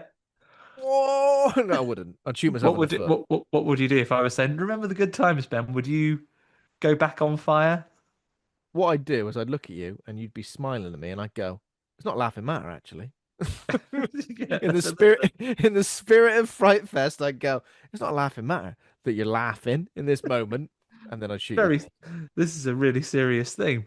Um, I feel like Bobby, what he does do ultimately in the film is Bobby puts his gun down, the devil goes, oh, fuck Yeah, you, then he sets his arm back on fire, and then he does a full body burn as far as a yeah. stunt goes, which is always good to see on It's screen. always good to see, and I like that we see like there's like a proper Bobby mask that this stunt performer's Yeah, a wearing. man wrapped in asbestos with a Bobby face on, Yeah, exactly. It's good. It's good. I collapsing like into it. fire. I would argue that Bobby could have like shot the devil or something instead of just Yeah, being on I fire. feel Or like shooting the devil definitely hasn't worked though, because the devil takes a bit of a pasting a few well, times I with think a gun, doesn't he's he? shown to be sort of bulletproof early, but I think he's just got high HP Yeah, because now Arnie does a big load of machine gun on him, and he does get knocked and over. he just get knocked over. So yeah, it's one of those things where it knocks him over, but it's not really doing any real damage, Yeah, is it? he's getting him though, and then Christine and Jericho escape. He grenades the shit out of some of his followers, Yeah. and he blows up their entire rave, doesn't he? He does blow up their entire rave, which I think you got to do, and you got to go right. That's it. Leave leave no witnesses. You're all dead. The devil is all of his lads are taking a big pounding. They now get out into the metro, into the underground. The devil gets himself trained as well, Gets railroaded. himself trained. What do you know? What I really enjoy in this moment, train driver. Train Oh, driver yeah. gets 2 moments of oh shit, pull pull the brake, and then he gets punched through his body and ripped Yeah, out the train. he gets KO'd, doesn't he? He gets KO'd. And when you say about Resident Evil 4, like this bit is very Resident Evil 2, isn't it? Like them on the train and Like a sort of like boss. hands smashing down. Oh yeah, Yeah. like it is like a boss, and obviously the image behind you as well, when the big leathery demon comes out of the floor in the church, is an absolute Resident You get Evil boss absolute boss. moment. So yeah, this is where Gabriel Byrne's devil starts taking a real pounding. So the train driver, having almost hit Jericho and Christine, he goes, "Bloody hell! I thought I'd hit you." He goes, "Right, get back in and go." The devil's in front of the train. He tries to brake again, thinking, "I've done it once. I'll do it again." Yeah, But yeah, he then, does. but they make him speed up and hit him. Then they Yeah, fight the devil. They're machine gunning him through the top. yeah. They derail the train. Oh, I love this, Ben. Yeah. Say what you want about cheesy action and this being like not some of Arnie's best horror stuff. It's Resident Evil. This is Terminator 2. This is Terminator Yeah, the style stuff when they action, like right? they get the train carriages separate, and then Arnie like jumps to the next one and all that stuff. It's just He gets like on, and then the devil is she back in uses a the gun train as carriage well, they've doesn't she? Old separated. Christine York. She's like, "Do you know how Yeah. to use a gun?" She's like, "Yeah, bang, bang, Go, yeah. bang." Bang! Yeah. And then when the devil's trying to make the jump across the train tracks like Arnie's just done, he fucking grenades him in He midair. grenades him, yeah, just as he's mid jump. Great stuff. Grenades him. So then he gets grenaded and derailed. Derails an entire train. Yeah, And at this point, there is like 9 minutes to midnight. yeah. What's going on? Nine What minutes were to you doing midnight. on New Year's? I was fighting Satan underground. I was in half underground because then we see after the train wreck, we see there is like half of Gabriel Byrne left. He looks like bloody Bishop. He's been Yeah, he's been bishoped. bishoped. Yeah, he does. He's been turned into a bishop, which you know what? Bearing in mind he is the Antichrist, quite ironic that he gets turned into a bishop. It's, Yeah, yeah, exactly. he gets turned Exactly. into a bishop and and he goes, well, fuck it then, I guess. I'll come out of this body. And that's pretty much, and again, very Resident Evil because when your human form gets pushed to its like limits, become the big old scary monster, Become the big scary monster. He's still which is your invisible true though, form. because for some reason he does need to remain plausible deniability. So he Yeah, stays invisible for a bit. yeah. And this Arnie is takes Christine to a church and he takes this moment to find his faith and does a big pray. yeah. There's a big pray. Basically Ask the says, Lord, I'm never gonna have a horrible smoothie like that again, and I'm gonna think about my wife and daughter forever. I love them please so. give me a hand. And he looks at the big Jesus on the cross and goes, come on, come Come on, on. Jesus, Don't do bullshit something. Turn me. into a big monster, Jesus, and help me for God's sake. Hide you, Jesus.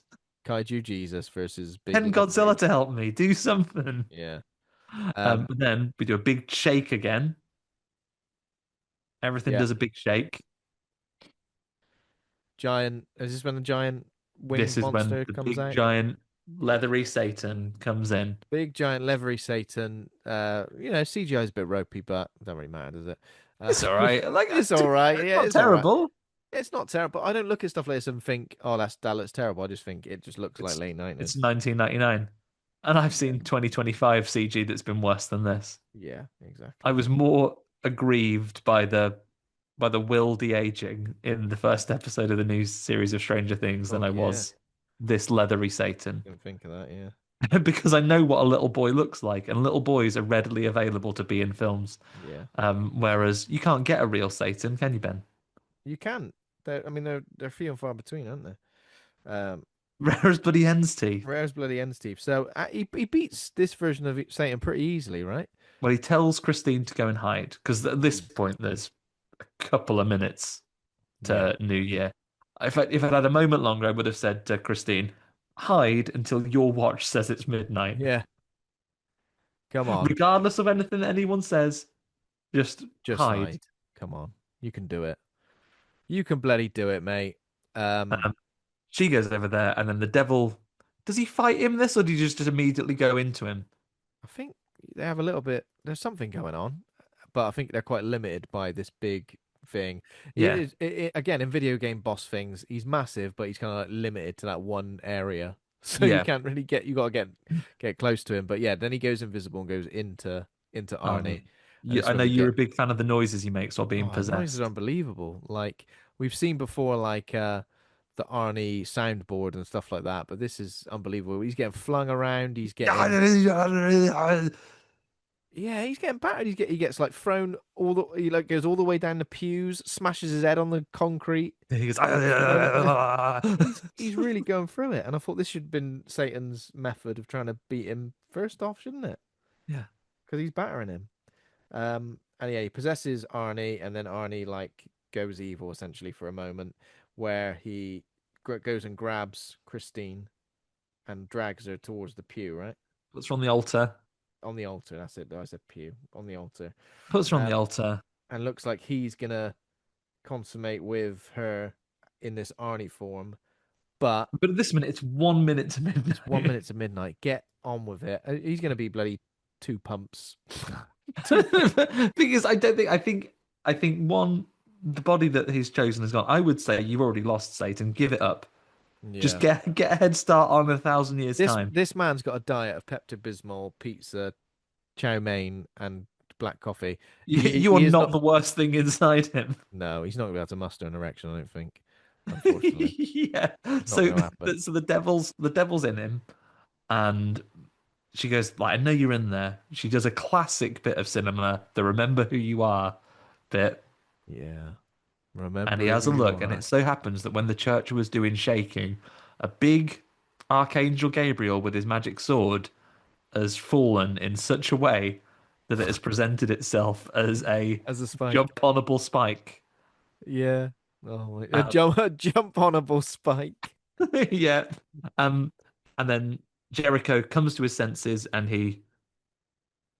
because compared to him, the devil himself is a quiet boy. He wrestles back control of his body, Oh yeah. tells I want to know Christine what the to run. conversation was like in there. Get out of my body. Yeah, like I feel like he didn't need to do anything. If Christine had run away, it is so close to midnight at this point. Yeah. He He never could have get just given after her a her. few No. seconds head start, and he could have just like I kicked don't his think shoe off or Arnie. something. I don't think Arnie's famous for his speed, is he? No. No, exactly. So it'd have been all And right. what happened? But what does happen is what does Jericho Kane do, Ben? He throws himself on a I've been spike. pierced on a He spike. pierces himself to death on a spike. He sees a vision of his wife and daughter first. No, afterwards. Sorry, just before he First he dies. vomits. First he sicks out a Sticks big out a big fiery Satan. devil comes out and like goes, "I'll get you," and he I'll goes down. get you next time, Jericho Kane. He's like, well, I'm dead now, mate. So no, you So, won't, unless he wakes up in hell. yeah. Because of the Ah, people he's murdered. yeah, exactly. Christine thanks Jericho for saving her life as the world celebrates the dawn of a new millennium, and everything's all right. The millennium bug's not real. The end of days doesn't happen. Arnold Schwarzenegger, unfortunately, is dead. That's sad. Goes to heaven with his wife and daughter because they come in and give him like a little nod of approval. Like, I realized that you couldn't join us in heaven because you had one lost your Yeah. faith and two had to do this very important work. Um, I don't know how Christine is going to explain this to anyone when the police arrive. What's No, I did happened? think that. I did think that. What's that massive hole in the thing? In the what has bloody happened? He's There's a pierced himself massive on a hole spike. here. There's a massive This hole. church is ruined. This man's been pierced on a spike. We've been to your house, and your stepmom's had her head snapped off. Yeah, it's crazy. Um, Um, but there we go. That's the and ending. then we get the lovely. We finish on the lovely music. It's very I good, loved isn't it? the end of Days, mate. We'll review it in a minute, but do you want to play a little game before we call time? Yes, please. I'd love that. Right, I have got some names of some Arnie characters, and I'd like to tell they're from various points in Mm, his career, Ben. And I'd just like to you'd like you to tell me yeah. which one of his outings this Oh, yeah. This was is going in to be good. So, particular, just based on his name, I have to guess what film it is. Yeah. based on his name, correct? Brilliant. Brilliant. Okay. First, I would like you to tell me in what film is he Wade Vogel? Wade Vogel. Wade. Wade Wade. Vogel. Total Recall. It's not Total Recall. Ah, It's a more modern one. We've talked about it a little bit today. we've talked about it a little bit. Is it Eraser? No, it's his other. I'll spoil this for Eraser. His name in that is Eraser. Oh God, I'm In failing. I this, don't remember anything this about Arnie, is do I? Maggie, Oh, it's the horror Maggie. zombie one. Doesn't Wade sound like a film from like an action film for some reason? Why did I say Total Recall? Wade. How about Howard Langston? Howard. Oh, Howard Langston. that is Jingle All the Way. That is Jingle All the Way. Yeah. Correct. One Yeah, yeah. point. One How point. about Harry Tasker? Harry. Howie. True Lies. True Lies. Correct. How about Jack Slater? Jack Slater One of my favorite is outings. Jack Slater. Oh God, I'm caught in two minds now. Jack Slater. Have I mentioned it already? No, we haven't mentioned this one We today. haven't mentioned it at all. One of my favorite Arnie outings. Why can't I think of who it might be? Can you give me a clue on this one? In this film, Arnold Schwarzenegger plays both Jack Slater and himself, Arnold Schwarzenegger. Last Action Hero. Last action hero. I was either gonna go for that, or for some reason I was thinking like an obvious one as well, like It's Commando. a great opportunity in which you can do. Oh, Last Action Hero gives you Yeah. Arnie impressions with rubber baby buggy bumpers, and you also get the Charles Dance bit where he goes, "Get his shoe." Excuse me, I've just shot a man. I did it on purpose. And you also, of course, get an Ian McKellen where you go, "I was only curious, not any of my lists." How about John Kimball? Oh my God, John Kimball. Kimball. John Kimball is Kindergarten Cop. It is Kindergarten Cop. Yes. Woo. How about It's harder than it seems. This is. Ben Richards? Ben Richards is the running man. Is the running man. How about Julius Benedict? Julius Benedict. Is that Julius Benedict? It's not Conan, is it? Or is he Conan Not in that? Conan. He's really A, Conan in that, a, obviously. a very different film to Conan. Uh, a very different film to Conan. Very different to Conan. Julius Benedict. Oh, Junior. No, Twins. twins. Oh, see, I was one step Twins. away from that, wasn't I? Oh. Um, John Matrix. John Matrix. John Matrix. Is it? You have to give me a clue on that one. John Matrix. John Matrix, a 1985 film in which he tells someone to let off some steam. That is Commando, isn't it? That is Commando, John Yeah, Matrix. that's right. How about Calidor? Calidor. Is that Conan? Calidor. Is that Conan the Barbarian? Or is he Conan in that? He's Conan in Conan. So, Calidor. Is this like a fantasy one? Yeah. Well, I don't know why I can't think. I'm struggling to picture him in anything other than He classic is Arnie. in it with Sylvester Stallone's former partner. Oh, so Red Sonja? Red Sonja. I think sometimes you forget that he's not Conan in Red Sonja because Yeah. it's a very So similar is that character. the answer, Red Sonja? Yeah, Red Sonja. Okay, okay. How about Douglas Quaid? Douglas Quaid is Total Recall. Douglas Quaid is indeed Yeah, Total I don't know why I Recall. thought Total Recall before. I think I was just overthinking it. Victor Fries Victor Fries is Batman and Robin. is Batman and Robin. Very Yeah. good. Prince Happy? Excuse me? Prince Happy, spelled Prince Hapi. Prince Happy. I don't know. You have to give me one. That Give me a is clue. Steve Coogan and Jackie Chan's Around the World in 80 Days. Oh my God. That is How about Trench? Don't have a first name Trench. here. Trench. Is that like escape plan or something? It's not Escape Plan. That is his character in The Expendables. Oh right. How about for you though, Ben? Gordy Brewer. Gordy Brewer. Gordy Brewer. Is that the last stand? It's not The Last Stand. Is it a modern one? Oh no. No. 2002. 2002. Gordy Brewer. Gordy Brewer. Can you give me a clue? Uh, his profession Is it in this Junior? film is that he's a fireman. A fireman. Oh God. No.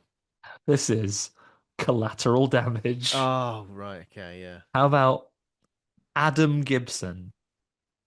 Adam Gibson. Adam. What I'm trying to do is like other people saying his name in the film to get me Is there. this film the one where he says "goddamn minivan"? I'm not sure. Goddamn minivan. Goddamn minivan. Goddamn minivan. You have to give me a clue. Um, Not a dissimilar timing to The End of Days. Not a dissimilar time into the end of days. Also, it does speak to a particular time of the week. Oh no, you have to tell me. This is the sixth day. Oh God, yeah. Oh, no, I would have never got that.